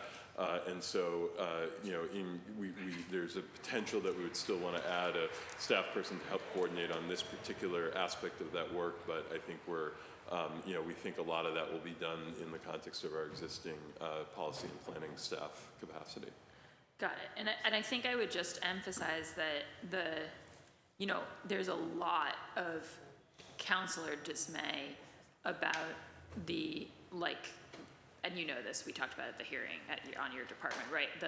The delay in getting slow streets implemented because of our staff capacity challenges. And so I think it's sort of like we keep putting money in the budget towards these slow streets interventions that everyone wants, and then they don't materialize. And so I think there's a little bit of people starting to not even believe that any amount of money can actually turn into a speed bump. So I just I feel like being able to give the council real clarity on that capacity piece is important here, just based on what I've heard from colleagues. Yeah, I'll let Stephanie speak a little bit to that, and in particular, I do think we've made this construction season is thus far been very productive and a lot more on the horizon, and I think Stephanie can speak to some of those things and how we've been able to do that. But without a doubt, we have a larger set of questions for our cabinet on how to most efficiently and expeditiously expend the funding that is allocated to us to plan, design, and construct the improvements that are being funded through a capital program. This is a challenge that predates this administration, but is ours to address, and we are taking that not just seriously, but as for me, it's my top priority to do the structural work, the hiring work, the process work necessary to get to the place where we can move projects through a pipeline in a predictable and rapid way, and take advantage of the capital dollars that the mayor and the council has been so generous to provide to us to actually get this work done. Our efficiency of spend, are we actually putting that money into the things in the ground, is a sort of accountability metric I certainly have for myself and expect you will all have for us, and we know we have work to do. On the timing issue, I want to point out a couple of things that I think don't get spoken enough. And I think you know in your heart what they are, but one of the reasons why our projects take so long is disagreement within the community and facilitating a process where people feel that they can be heard, that their points can be made and listened to, and that the process of finding a compromised design takes a really long time. Even in our neighborhood slow street zones, where we specifically ask residents, like, are you sure you want to work with the city on this? And they say yes. Once you actually get to the details of where does the speed hump go, it becomes its own special little process of, I don't want it in front of my house, what about down the street? I think this location is better. So there's a balancing of how much we have to hear from people and adjust our plans with our ability to just like knock them out. And you know, we had a fairly contentious meeting last night about a new crosswalk location, because every new crosswalk removes on-street parking. And you know, that kind of thing is important for us to spend time listening and trying to find solutions that minimize negative impact on the immediate residents. So I know it's frustrating, but it is, you know, part of, like, it's a valuable process, and I know that it takes longer than what everyone wants, and I know even in the zones that we're working in now, you know, we had expected to be final design at this point, and are still initial design for all three. I would just to piggyback on that and add, I mean, we need the council's help and support in these conversations, because you know, there are many councilors who come to these meetings and express support for these kinds of initiatives, but very often it is city staff that spends months, or in some cases years, meeting after meeting, getting yelled at. And in some cases where we hear from the council is after a design is complete and people are still unhappy, saying, well, why don't we get rid of that feature that some group of neighbors are not happy with. So this has to be a partnership, and you all carry tremendous weight in these conversations, and we'd love to find ways to include you in it to help advance these things more quickly. Yeah, no, very much heard. And also, I would say that if we had more capacity, and again, this is, the capacity thing is about the fact that, like, we all are aware that we have tremendous individuals at BTD and PWD who we are asking to do like a crazy number of things. It's like, however long a process is, if you had more people, more of them would be hitting construction at any given time, right? So there's just a sort of like, you know, there is that question of how long is a piece of string in terms of the, like, community process. I agree, but there is also this kind of like, you know, we hate, it's tough to see construction seasons go and not, but we hope for a very productive one here. And I guess on the snow removal, so yes, as you know, sidewalk snow removal, huge issue that I am very focused on. I was very grateful to Mike Broll for throwing those 40 Bobcats out there last winter. I think it was the definition. It's funny, we talk about pilots a lot, right? But a lot of time, like, pilots, we like plan them for like 3 years. And I appreciated that Mike was just like, I'll ask everybody to bring their Bobcats with them. And it was just like actually truly what a pilot can be, I think. And, you know, and honestly, all we heard from residents was appreciation and can you send them to this corner, right? I mean, that was the kind of response. And so I know, you know, talking to him that in addition to the fact that it would be great to get some MWBE local contractors on this, it also sounds like it would be great because one challenge that we did have last winter was that it was the same teams bringing the Bobcats as clearing all the snow in the first instance. And so everyone was just wiped by like the first, you know, after that, because they were coming in that second 24 hours. And it was just like the same people who were exhausted. And back to the question of just like how much work you can squeeze out of one person, it seems like it would be great if we had some like folks who were sort of the pedestrian snow clearance folks who were kind of like fresh troops coming in for that second phase of the battle.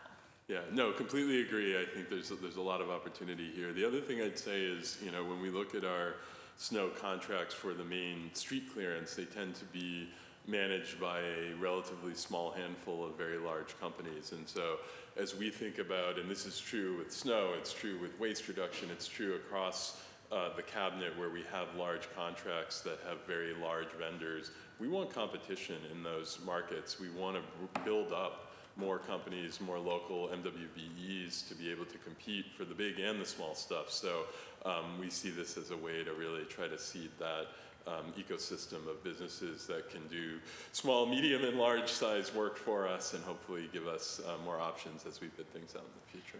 Yeah, no, it's exciting. And I mean, obviously, yeah, I want this to all grow into as systemic a thing as possible. And one thing I would say is, I think, while the idea of partnering with Main Streets is potentially appealing, like, one thing is we've all been talking about how Main Streets doesn't have a lot of capacity, and we're trying to correct that a bit in this budget, right? But like, I don't want us to just throw it all on the Main Street directors to become like pedestrian snow clearance czars as well, with no additional capacity. And then the title though. And then also, just, and this gets raised whenever we're talking about Main Streets, there are obviously substantial sections of the city that have dense pedestrian foot traffic that do not have a Main Streets district. That's certainly true in like all of Beacon Hill and Back Bay in my district, and Fenway. Sorry, And businesses in Beacon Hill? so yeah, have you heard? And so basically, I think, and part of the original vision, I think, of the study on the Main Streets program was to try to help people join, but then everything got kind of sideways. And so I would just say, I don't think we want to set up a snow clearance program where if somebody doesn't have a Main Streets district, they don't get like counted as a commercial business district that could use this, because I think that will exacerbate folks' sense of being left out. Yeah, no, completely heard and understood, and I think we're still figuring out how to scope the geographic areas, and certainly want input from the council on that. But I think where I do think the Main Streets organizations can be very helpful is within a given location, helping us understand how and where to prioritize, how to best work with and not at cross purposes with local businesses in those communities that are already in many cases doing substantial work to keep their streets passable for during the winter. And so whether that's through a Main Streets director or through other community groups that, there's business alliances and similar things that exist in neighborhoods that don't have Main Streets that can be really, I think, good partners for a program like this to help make sure we get it right. So we want to make sure they're part of the conversation. Great, excellent. And then just a note I would offer, and then I have one question, and then I'll go to Councilor Braden. Just on the BPS Safe Streets partnership, and the same thing, Chief, on the BPS electrification, I just think it's worth being aware that the council is frustrated by the fact that BPS has still not shared an ESSER plan with the council. It's an enormous amount of money that yes, the council doesn't have appropriating power over, but everything that BPS does with it that it wants to have be continuing is going to come over on the operating budget. And also, it's the same amount as we're talking about on ARPA. And so I think there is a lot of hostility in the council to authorizing ARPA dollars for BPS-related initiatives when we have still not heard from BPS how they intend to use their federal dollars. So that's just a flag for everybody. Yeah. And I think we very much expect to have that conversation in the near term. Supposedly the ESSER plan is in translation right now, before we're taking a vote on ARPA allocations that would go to BPS. Yep. So the one thing that we'll say is we were made aware that this was an issue, and the reason that these specific funds are being allocated through ARPA dollars is that our understanding is that there were some restrictions on ESSER that didn't make it possible for this kind of infrastructure to fall under ESSER. I think that's in part because the infrastructure doesn't actually sit at BPS. There's a set of things that are a challenge within the way that ESSER is set up that doesn't allow it to fund these kind of infrastructure investments. So just want to note, we duly noted. Yes. While I cannot comment on the larger piece, I will say that we have had a really good, strong working relationship with the BPS Transportation Department, and that doesn't speak to the whole necessarily, but I think that I have been, I don't want to say pleasantly surprised, I've just been glad, let's just say. I've been glad at the way that those conversations evolve. I know Kat Eschel is here on our team. There is a conversation weekly to just check on where things are. I've been able to see things moving in the RFI and really excited that this is not the Environment Department leaning on BPS. It's been a real partnership. So I'm excited. When I'm in Montreal, I'm gonna try to live stream to them some of what I'm seeing, and then there's a question about when they might be able to go and see some of it themselves. But larger challenges notwithstanding, I think this has been a place where things are working well. Great, no, and I appreciate that context. And then the question that I wanted to ask, because I feel like we honestly shouldn't even, Max's time is so precious that I can't believe he's in this hearing, because I feel like hour for hour, our one arborist's time is like one of the most valuable resources in the city. So since he's here, want to ask him or so release since him? he's here, I wanted to ask a question, like certainly about, so Matt, if you can come down and join us, and the, so the tree canopy dollars, this 2.5 million, like you talked about sort of like our goals with it, but like when we talk about clearing our maintenance backlog, is this contracts? Is this like staff? Like what's the thing that like you need? Staff's our biggest problem. No one's applying for our jobs. The people that do apply are nowhere near qualified, and we don't have any way of training people or the time to. So yes, most of the money would be going towards contracted services, which is what we use now to do all of our pruning and removals anyways. I think maintenance is one of our biggest hurdles right now, pruning trees. We only spend about $600,000 a year on pruning trees. And we spend, $350,000 on removing them, not quite an even number. And we're spending $2.2 million planting. So we can plant, as many trees as we want, but if we can't maintain them, currently we can only maintain about 1,800 trees a year, pruning-wise. We have 38,000 trees. So everyone here can do that math quickly. We're pruning about 5% of our trees if we're lucky. Our cycle should be about on a 5 to 7 year cycle for every tree in the city being pruned. And with only being able to do 5%, we're nowhere near that. So yes, our capacity is staffing, and it's also just money to have more crews out there pruning trees. My inspector can probably inspect 40 trees a day to prune, and my contractor can prune per bucket truck probably 8 trees a day. So, if we added another pruning crew, we would be able to, get that backlog of work down.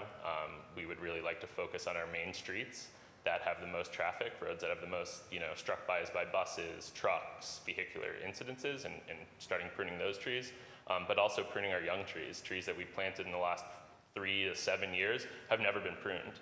Unless it's me going out there or one of my staffers going out there and actually pruning that young tree, no one's doing it. And as an arborist, we're always taught that if we can set that tree up for success by maintaining it for those first 10 years to our best ability, that we know those trees are actually going to be the ones that grow to the large mature trees that we see throughout the city. And yeah, a lot of our funding needs to just go towards maintenance and actually upkeep of what we have instead of continuing to try to push this planting agenda. We need to actually maintain what we have. Got it. And do you, when we think about in the long term, because obviously, like you're saying, right, if we got another pruning crew out with these dollars, right now that would be contracted services, right? But as we think about, because we've talked a lot about the challenge of hiring arborists and folks with your credentials, and obviously there's a long-term plan vis-a-vis the PowerCore program. But I'm sort of curious, are there intermediate roles, for people who don't have the arborist credential, sort of tree, when I was looking in the budget book, it's there's tree 4-person, and there's I don't know where tree climbers sort of fall in, but just trying to understand both for potential graduates from PowerCore who might not have the arborist credential yet, what's that intermediate, and also do you need us to be pushing for like more of those intermediate roles as we also deal with the arborist challenge? Yes, I would say there's lots of room for intermediate. There's also room for people just coming in the door that are learning just to do basic, skills, working on our crew, chipping brush, on the ground while someone's actually doing the work. That tree foreman job, one of our hardest things is you have to have a CDL driver's license and a hoisting license to run a bucket truck and to drive that vehicle. As you know, based on the current climate, it's very hard to get someone who has a commercial driver's license. Trucking is a problem that everyone's having right now. It's the same for us. I have one CDL driver and one non-CDL driver, and that's my tree crew. So yes, there are positions that could be created in terms of a tree climber type title where that person is going out and pruning small young trees. We don't currently have that title in the books. And that tree foreman title would be someone that would oversee that, where I'm not requiring the tree foreman to be an arborist, but someone that has 3 to 5 years of experience trimming trees, but also has those 2 professional licenses, the hoisting license and this commercial driver's license, to be able to operate that machinery. Got it. But we don't own that machinery, but getting it would be the least of our problems. We do own. We currently have 2 bucket trucks, and we'll have another. We used to have 4 bucket trucks. 2 of them have been surplused, and we are going to be getting another one, another small bucket truck, and we're getting them under CDL so that we don't need someone to have a CDL driver's license to kind of get away from that. They still need to have a hoisting license to run it. But yes, we are working around that aspect as well. Okay, great. I think what I'm going to do is ask my colleagues, I'm going to go to colleagues, and if you have specific questions for Max or on tree pruning, we're going to do like a mini round, because then I would like to let him go, because like I said, we only have one arborist in the whole city, and we're way behind on the tree pruning, so I feel bad about the fact that he's already been here for a couple of hours, so I just want to add one little thing that yes. is worth noting is that Max has definitely raised these concerns, and about a week and a half ago, we began some conversations with the union because we need to have some agreements in order to have those other job descriptions be something that we can add into the conversation. And the first conversation went well. So we, but that money would need to come in the traditional operating budget, because we do not want to fund things from ARPA and then have a cliff. No, yep, absolutely. Okay, so I'm doing a brief mini round on trees. It'll be Councilor Braden, and then Councilor Mejia, Councilor Murphy, and then Councilor Murphy will give you the rest of your question time. Councilor Braden, any questions on trees?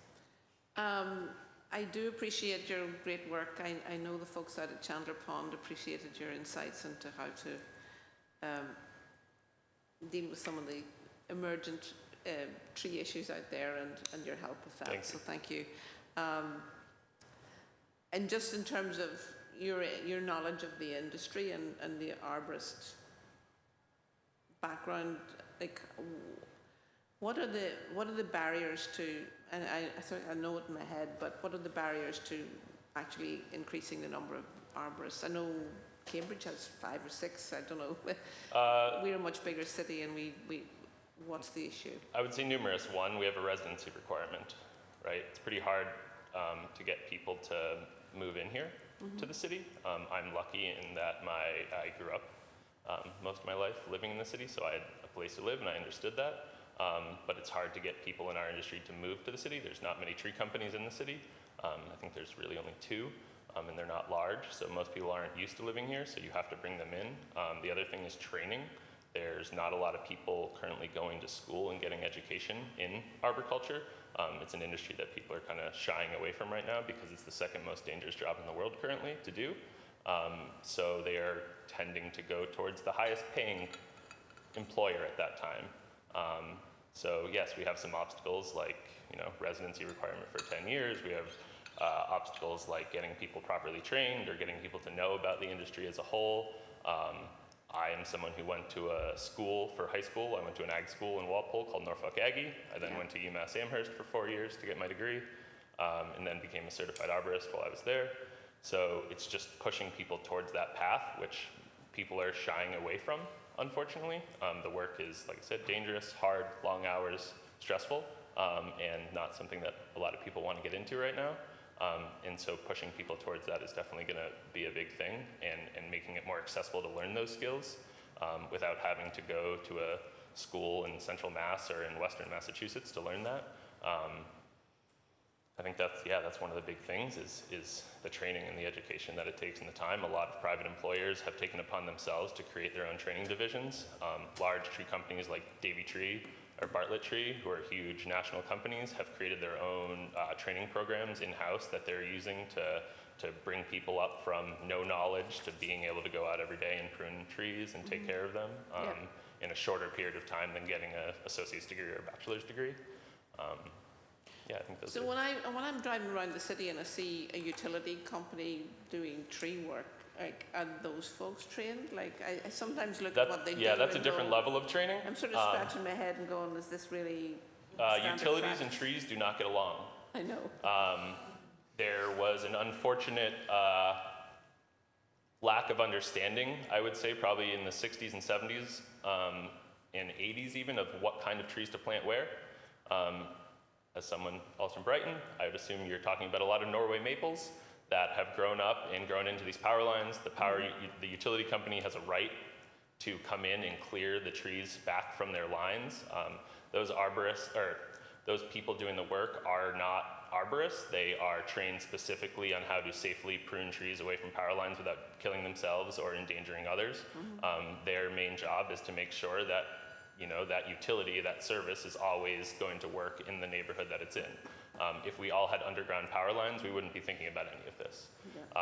What we think about now is what tree can we plant under that power line, right? We have some options of trees that only grow 15 to 20 feet tall that won't get into those utility lines, and so that's really what we're focusing on is locations where we had to remove trees previously that were growing in. Now we only plant trees that are only going to grow to 15, 20 feet so that the utility company never even has to come there, because we know that the work the utility company is doing is going to be detrimental to the health of the tree.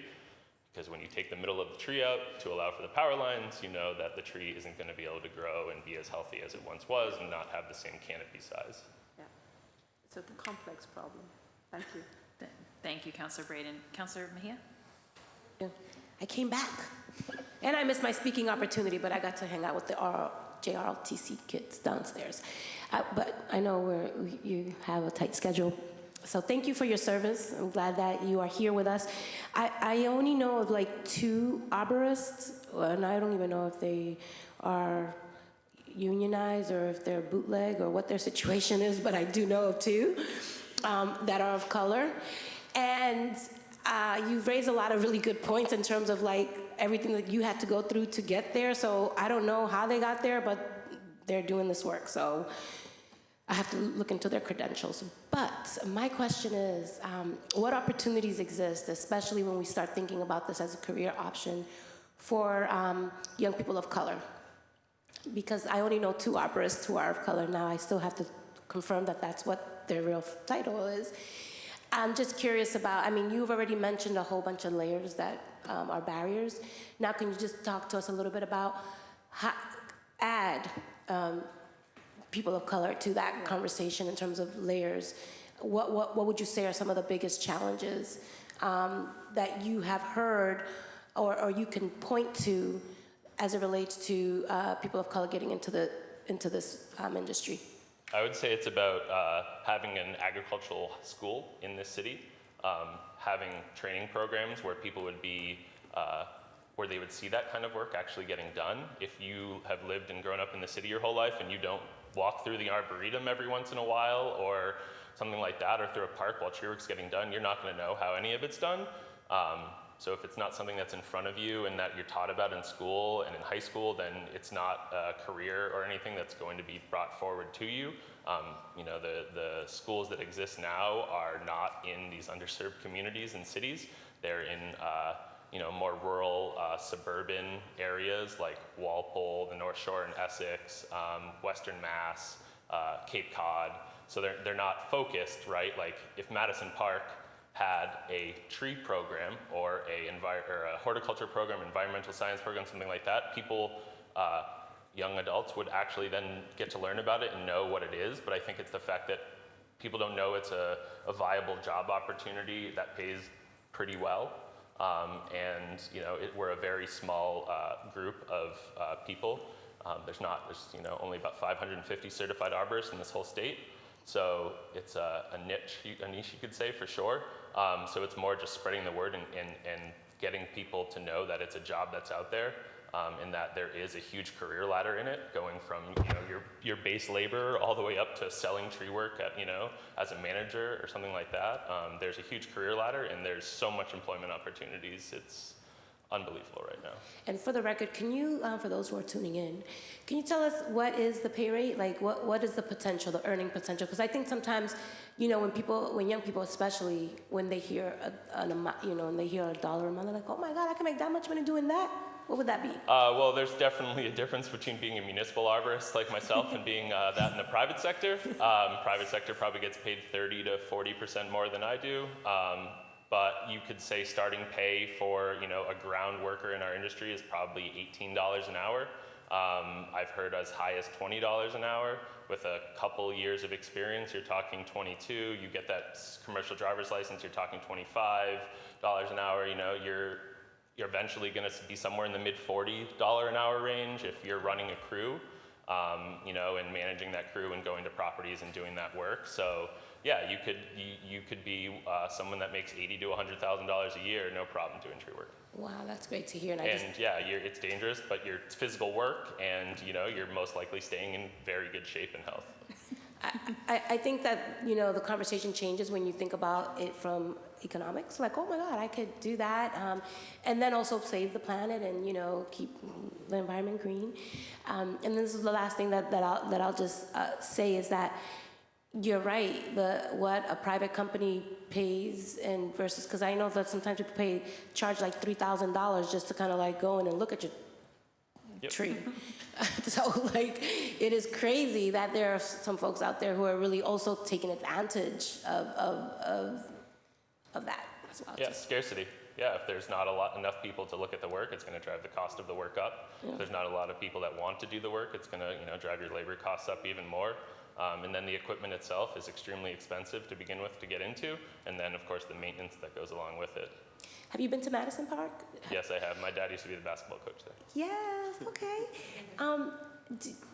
Haven't seen it. Do you think that Madison Park has the potential to run a pilot program there? I'm not going to get into that, but yes, you would need a forest to start that. You need a wooded area. They can't just go somewhere, find like a bus to take them to? Like most of the tech ag schools are located around a large park or near a wooded area that you could do this kind of work and not run, That's one of the things. The machines are very loud. You need a lot of space and room to do it. See, that's why I asked you. You're the professional. I'm just... Yeah. I will say that that's all of the things that Max is naming is part of the reason that PowerCore's first intervention is around urban forestry. Now, Max has also told me that if I train for a couple of days, I might be able to do some basic pruning. So I am signed up for the chainsaw training if anybody else, and hopefully I will be able to keep all my fingers and toes while doing that work. But I think that because there is such amazing need both in the city of Boston but beyond, that's the main reason that PowerCore is focused and training folks in this area. And again, the very folks that you're talking about, folks who have not had access to this career, and we'll be starting with a curriculum that comes out of Philadelphia, which is the same kind of community. But the question of whether or not we could help Madison in that area, that's another question. It's not going to be a this year thing, because we're just trying to get these 30 slots moving and get everything going to grow into going. But that is a conversation that could be worth having, because there are enough urban wilds throughout the city. It's not the same as having a forest, but maybe there are some ways we could also build that capacity into our Voc schools to make it more possible for young people to get in early. I already thought. Yeah. Okay. Thank you, Madam Chair, for the indulgence. I appreciate it. Thank you so much, Councilor Mejia. Councilor Murphy. Thank you, Chair, and thank you for your expertise. But you're alone; it must get lonely. I have one new hire that started 9 months ago. Okay, that's good. So maybe a little off topic, but you said it's the second most dangerous. So I'm really interested in what is the most dangerous. It goes between like deep sea fishing, like you watch that like Crab Alaska Discovery Channel, and typically mining of some type usually gets thrown in there. yeah, things that you would, So are you're outdoors, pretty- yeah. Wow, okay, that's my question, Chair. No, I'm teasing. No, but I do know you've been here. I just want to thank you. And sorry I stepped out as the Chair of Veterans and Military Affairs. We were having an exciting ceremony for our junior ROTCs that several of our high schools have, so that was exciting. But sorry to miss most of it. I'll watch the tape. But thank you for all you do and advocating for whatever you need and more support there. So thank you. Thanks so much, Councilor Murphy. I'm going to go back to you for your questions, your full questions, but I just want to say thank you, Max, so much. I think we want to release you back to the world of pruning all those trees that we're wildly behind on. One note is just I recently had the teachers at the Tobin Elementary and Middle School in my district in Mission Hill talk to me about ways to sustain their students' sense of ownership over the new park playground that's getting built there, because they were really involved in the design process, and so they feel they've been excited watching it.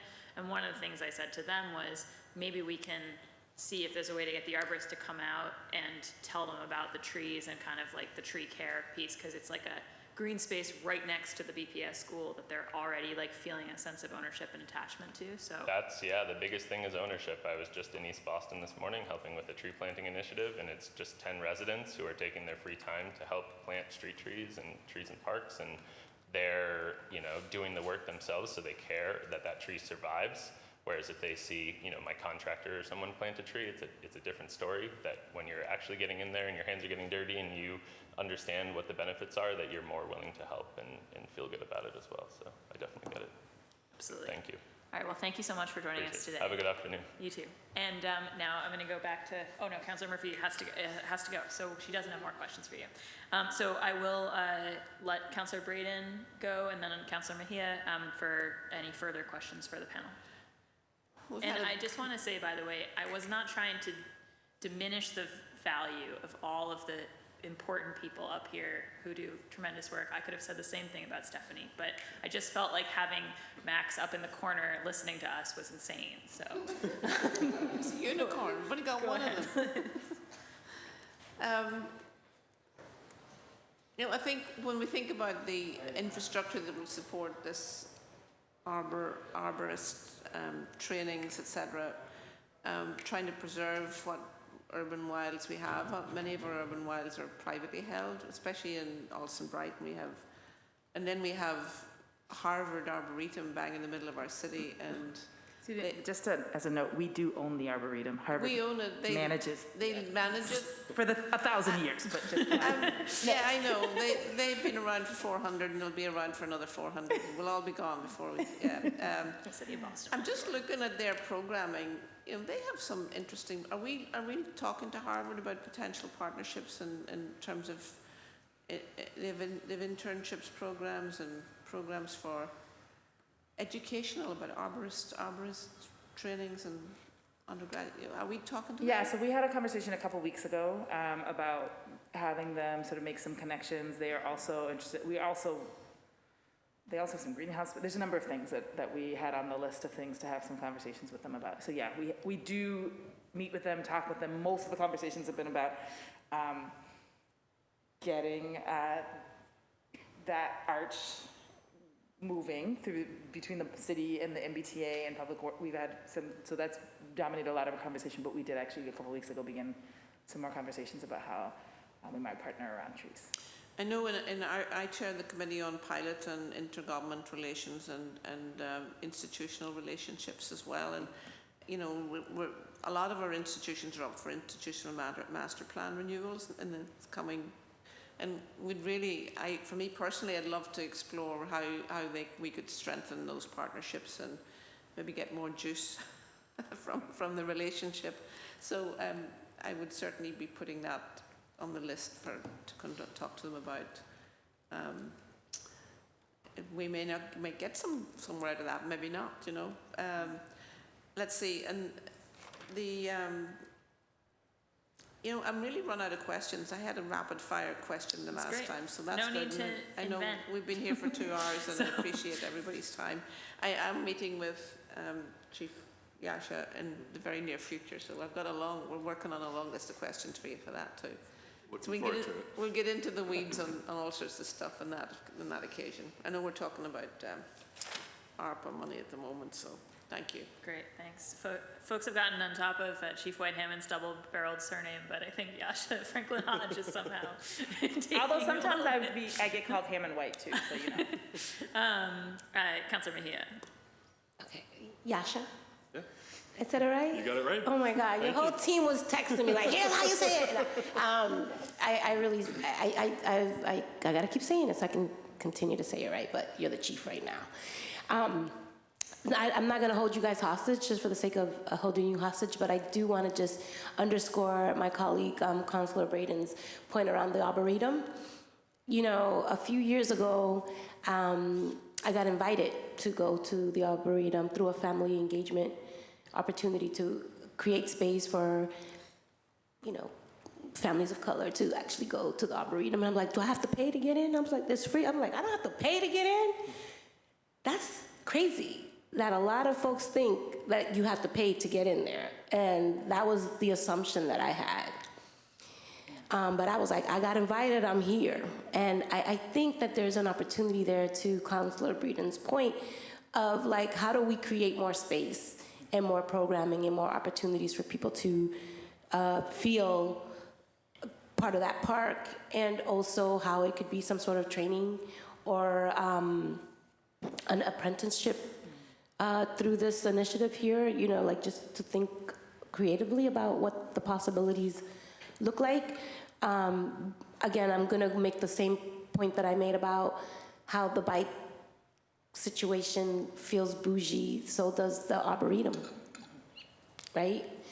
And I think that there's some work that we can do there to, I know we're here talking about ARPA funding, but maybe in terms of a mental health and wellness component, as we continue to go outside and be in nature, is there an opportunity to talk about our social and emotional well-being and utilizing our parks and access to these parks so that we don't feel so disconnected? Yeah, I mean, I think that it's something that we're looking at in a number of spaces. Most particularly right now, we're in the middle, or towards the end of the Boston Common Master Plan, and we're almost done with the Franklin Park Master Plan. That's where we've been putting a lot of energy in sort of the parks. We do own the Arboretum, but we don't manage it. But I think the other question is, could we be doing more to make sure that our values are more shared with those parks, and that we're also coordinating with them and bringing them into some of the efforts that we're already making to diversify those parks. I think we do have a strong partnership, for instance, with the Emerald Necklace Conservancy that's a different, deeply connected. And maybe we could do even more to make all of these spaces feel like places that people feel welcome in. And I think, you know, I would love to follow up, think that through in a more concrete way. But yeah, I do think that it is frustrating when people don't feel welcomed in the spaces that they're in. And that will both require sort of work on in the organizations, but it also requires some conversations with the public. And some thinking through some of the challenges. I know that Councilor Murphy has also reached out about, and I think you also raised quickly, I know there were a number of things we didn't, our waterfront, why that doesn't feel welcoming. I live near Carson Beach. I didn't go there growing up. I remember going out to Revere because I imagined Revere as the beach that people of color went to. That's right. So I was traveling a much longer distance than the beach that was right near me. And so I think that there's a lot of work that we can do around placemaking to make sure that people feel safe, welcome, comfortable. I do think, you know, I want to highlight a number of the things that the folks in Franklin Park do, like having yoga in the park, but having that yoga led by a woman of color who is not a size 2. That matters. That's right. When you want to feel like welcome. And there's a running club, Pioneers, that also is in Franklin Park. The question is, could we invite some of those groups that bring in folks of color to both do work in Franklin Park, but could we also be expanding out to other places? Because I think that sometimes those groups that often utilize our spaces could be helpful in creating entree and access and welcome. I know Black Girls Run used to run around Jamaica Pond, and that brought a lot of people to Jamaica Pond that didn't go to Jamaica Pond before. It didn't seem like their go-to park. So I think that there's a lot of opportunities to partner with entities and to really think about how some of those group-based activities could shift into those spaces, creating the kind of entree that you had when that you were welcomed for a specific event and a specific day. But I'm sure now you feel comfortable going back. That's my part. Other times when it's not organized. Yeah. And then one last thing I'll say is that, here on the council, I know a lot of our colleagues, I'll speak for myself, we talk a lot about equity, and we just it feels like it just becomes a word. It's like, oh my God, please, not more equity. But I'm just curious if anyone here on the panel knows what the Boston Commons is assessed at per the square footage. Yes, we did have it. I know. I don't know it off the top. It's a lot in comparison to other parks.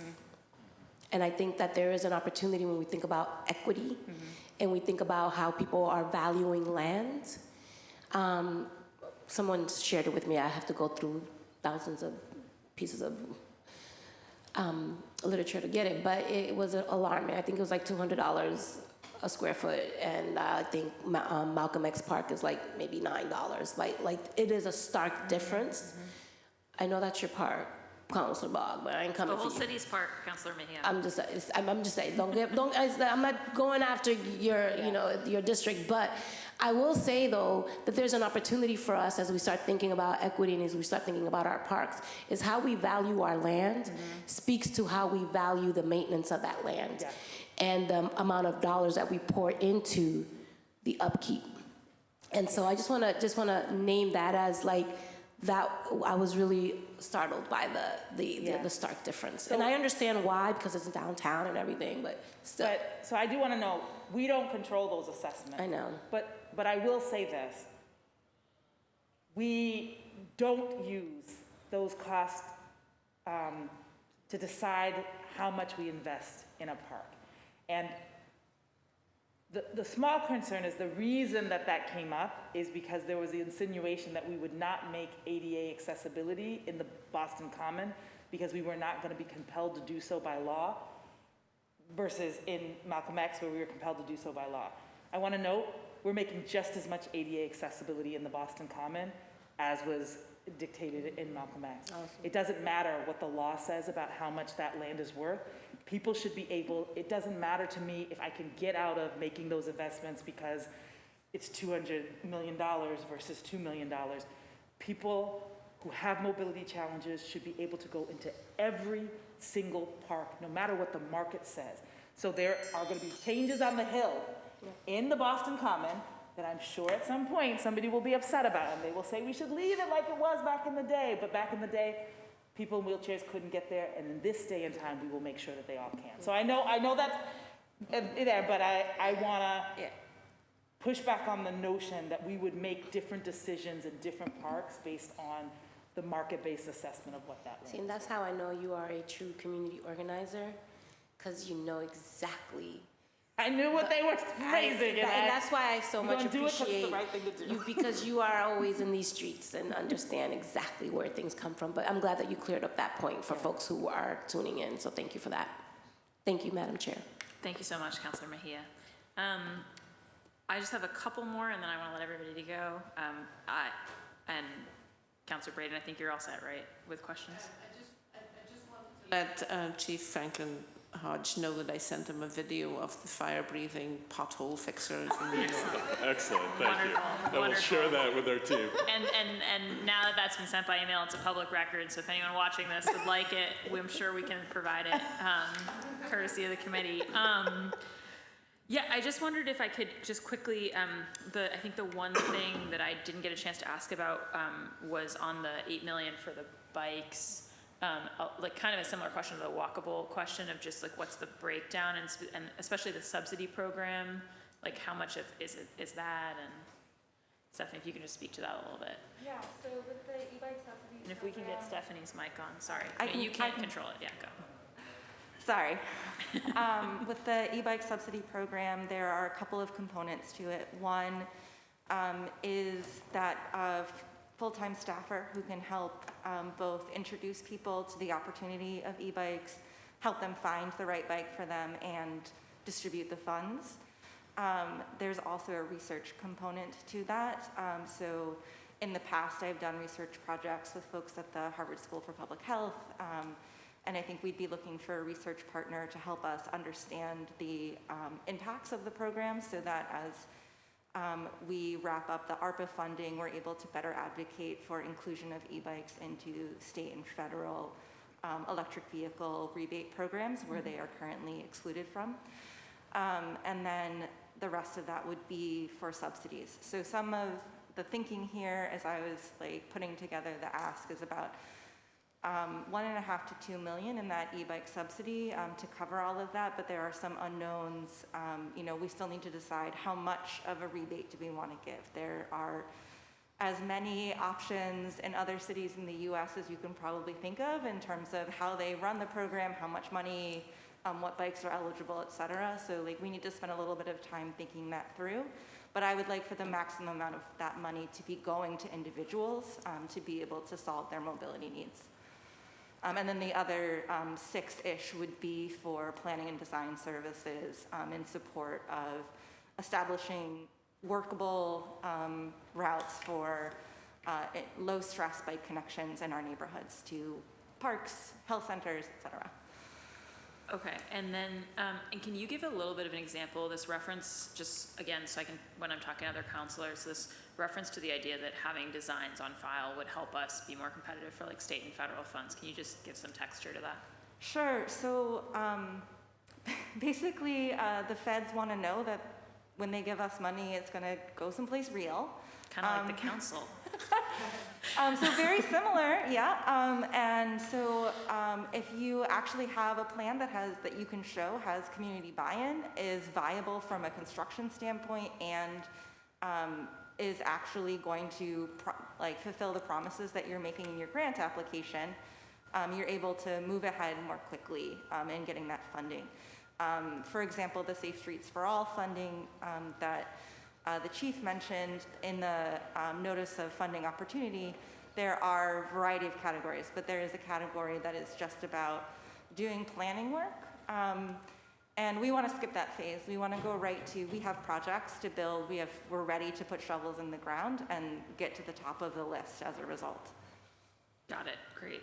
Yeah, and just in the incoming attractions category, I think this committee would like to have a hearing once we're done with budget on just understanding sort of that full landscape of dollars that came through the department-specific federal infrastructure, the bipartisan infrastructure law, like pockets and sort of, I know that obviously there are things we've already got filed in, there are deadlines that have recently passed that are coming up, et cetera, but I think just, you know, obviously antsy to make sure that we're taking advantage of all those opportunities and, as you're saying here, setting ourselves up to the best advantage to win those competitive opportunities. But I think to your earlier point, also going through this effort now means that once we have a design, we're ready to build it. So we're not waiting years on the community process. We've already done all of that work and found the right design. So it doesn't feel as long coming. So we can actually implement a full network at once. And happy to have that conversation about federal grant funding. And how should I think about, I mean, it seemed like when you guys were launching, and I'm aware that it's personnel stuff that caused the sort of stutter step on this, but when you were launching the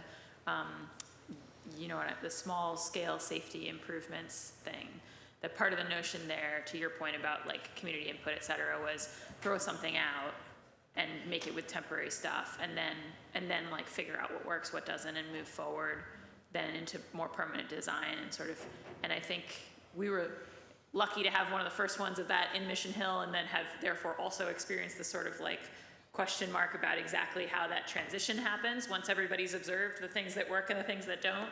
And we lose a lot of flex posts. And I guess I'm curious on the Walkable Main Streets District piece, like, because again, ARPA dollars, right, we gotta spend them. Like, they gotta get spent by a deadline. So are we, like, would this be the type of thing where we think about putting in temporary things that we then make permanent? Or would it be one and done, measure twice, cut once? Like, what's the... Yeah, I think it's a great question.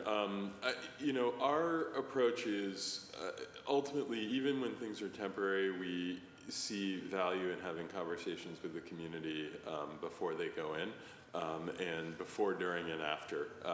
You know, we cannot so much as spray paint markings on a street anticipating some work without getting a string of calls and emails from residents saying, what's happening here? Was I consulted? You know, it is, people feel a genuine sense of stewardship over their streets, and in many ways that's good, but it means that we, to move quickly, need to make sure that we're bringing people along in that journey and not just throwing things out one day and then asking, you know, what do you think of this thing we just did without telling you? So I think it's always a balancing act that we need to strike.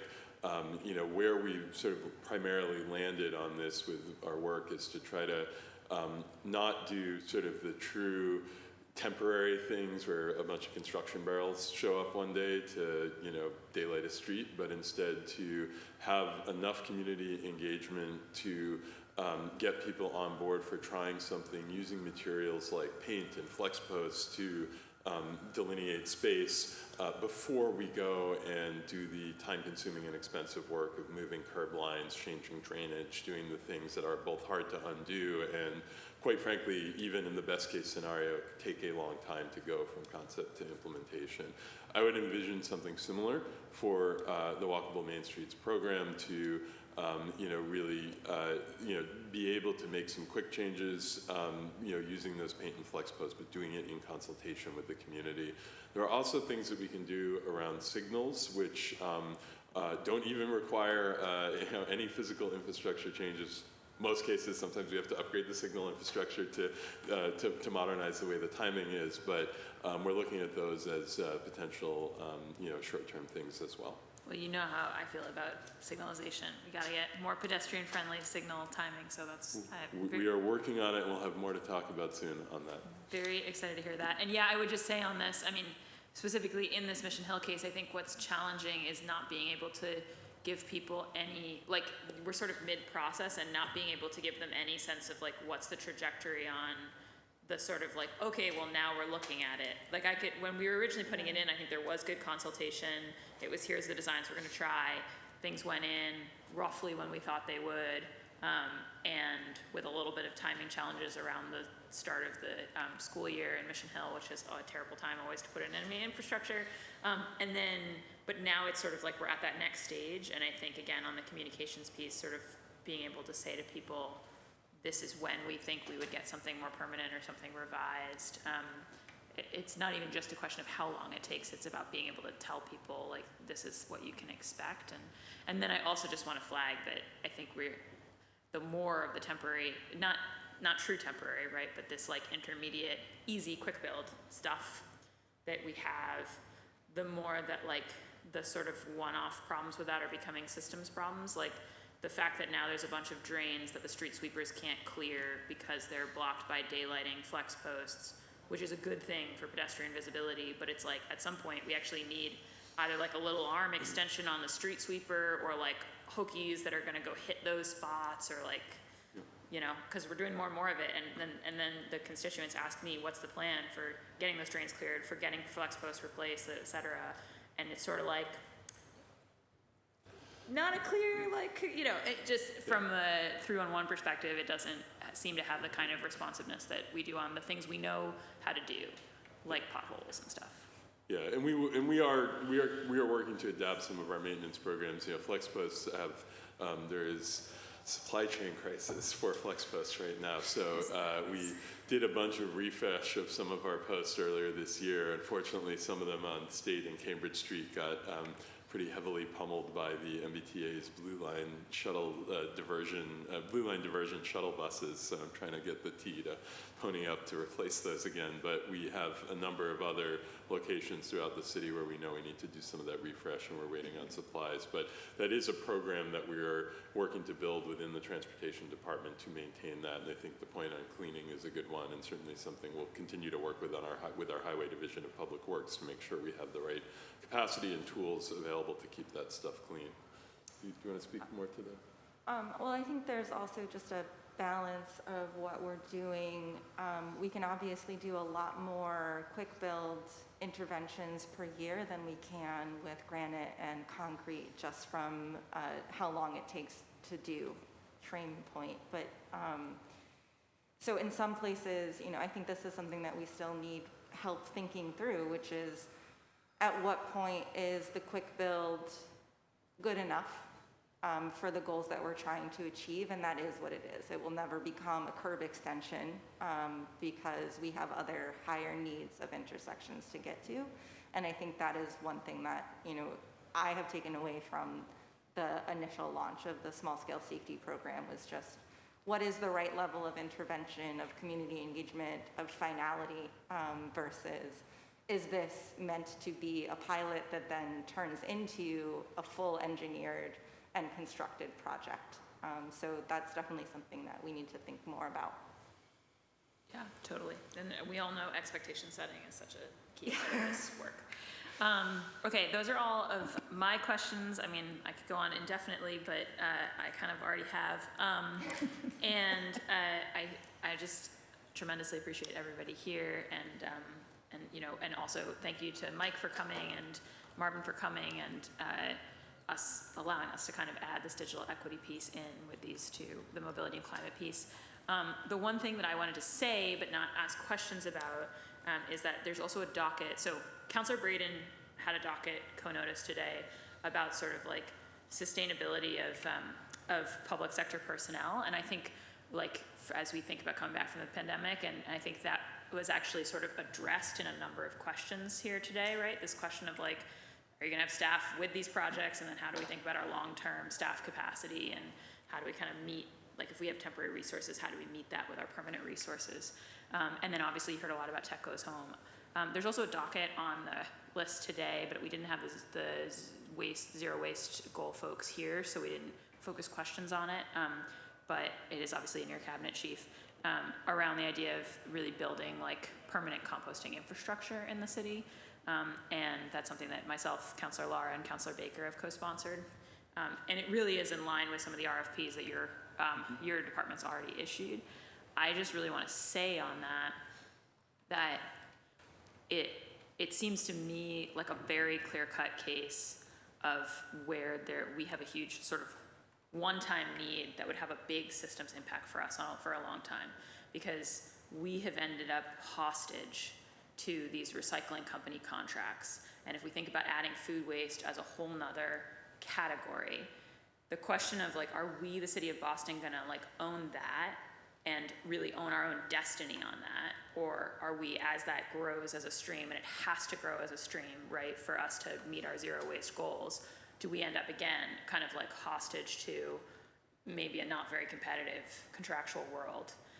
And I think the really interesting opportunity is that with the state driving everybody to think more about organics, the idea of actually building infrastructure that could not only handle our own capacity, but could actually make us a facility of choice for other neighboring communities, I think is a really interesting one for the city. Not for nothing, most cities' annexation campaigns 100 years ago had to do with the fact that they had sewer plants, and that there was a like, it was either sewer or water, right? And it's like, oh, damn, we actually really want to be in that system, right? And I'm not suggesting that this is going to achieve annexation of Brookline, but I do think that looking at this as a place where the city of Boston could lead, own our own destiny, to Councilor Mejia's point and what you were going back and forth on, Chief, about how do we, like, making composting something that, like, people in the city of Boston do, something that we feel like we own, like, oh, our stuff, I think there's a lot of opportunity, and it seems like also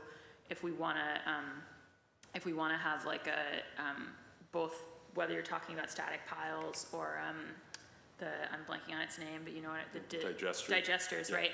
Like, it seems like if we don't, like right now we're stuck with the digester, the core one in Charlestown that's sort of got its own, you know, they've made their decisions about what's the fuel being generated, what's the mix, where's the digestate going.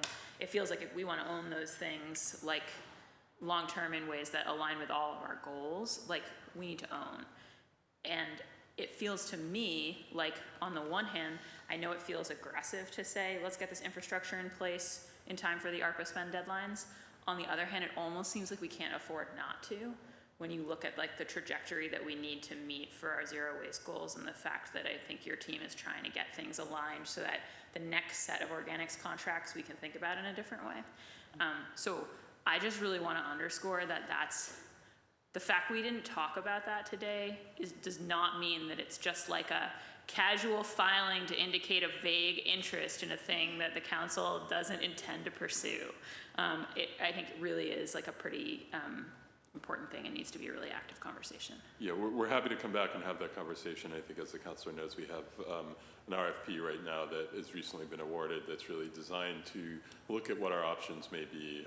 As you alluded to, there's a lot of complexity in the food waste disposal space, and frankly, a lot of questions and some interesting trade-offs to be made. Is, you know, the goal around you know, keeping a waste stream local and in the organic cycle versus, you know, maximizing greenhouse gas reduction emissions. There's a lot of really important and complex questions that we need to explore to chart a path for ourselves, whether it's something that we own and manage or something that we contract with. So we're really looking forward to coming back and having that conversation with the council.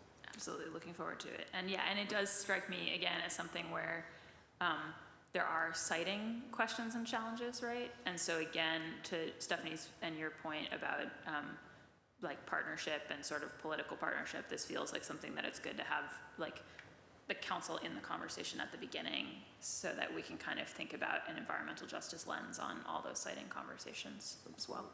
All right, with that we have public testimony. I think we have Lori Radwin on virtual, and I think that's my only person because we've already heard from Marvin. So if there is anybody else who thinks that they are signed up for public testimony, you should be logging into the Zoom right now or waving your hand in the room. But otherwise, we're going to go to Lori, and then I'm going to gavel us out. Lori, can you hear me? I can. Can you hear me? Great. Yes, we can hear you. You have the floor. Thank you. So, Chair Bach, I just first want to say that I came into the hearing late, so I apologize if this is repetitive. As the panelists know, I've spent hours researching and communicating about BTD projects in my community. I really encourage the transportation group to reach out to several business organizations when planning projects. For example, in our community, Main Streets does not claim to represent all small businesses. We have a business group and a coalition and more. And approaching more than one group will maximize the likelihood of reaching more small businesses, particularly those owned by people of color. About what follows, I've made these suggestions about a community engagement in emails, conversations, and at meetings. So I'll make them here as well. Specific suggestions have been made to help the Transportation Department gather data from hard-to-reach groups and neighborhood groups that are affected and others. Survey techniques, the questions asked, the fielding could definitely be improved. I'm internationally known for my survey expertise, and I have volunteered to consult without pay to help in these efforts. In terms of objective data, Vision Zero is one of the premier databases. It's hard to aggregate data, though, on it, and requests for aggregated data relevant to specific projects needs to be provided. Please do take me up on my willingness to help, and thank you for the opportunity to testify. Great. Thank you so much, Lori, and thanks for being with us today. You're welcome. Thank you. With that, I think that's all of our public testimony. Just double checking, nobody else? Great, excellent. All right, and with thanks again to all the departments for joining us and all of your expertise and work on behalf of the City of Boston. And I'm looking also at the people in the risers because Dave, I really appreciate you building this program, and Matt Moran, I bother every other day. And so, yeah, we're just really grateful for all the staff. And with that, this hearing of the Boston City Council's Committee on Boston's COVID Recovery is adjourned. Thank you all.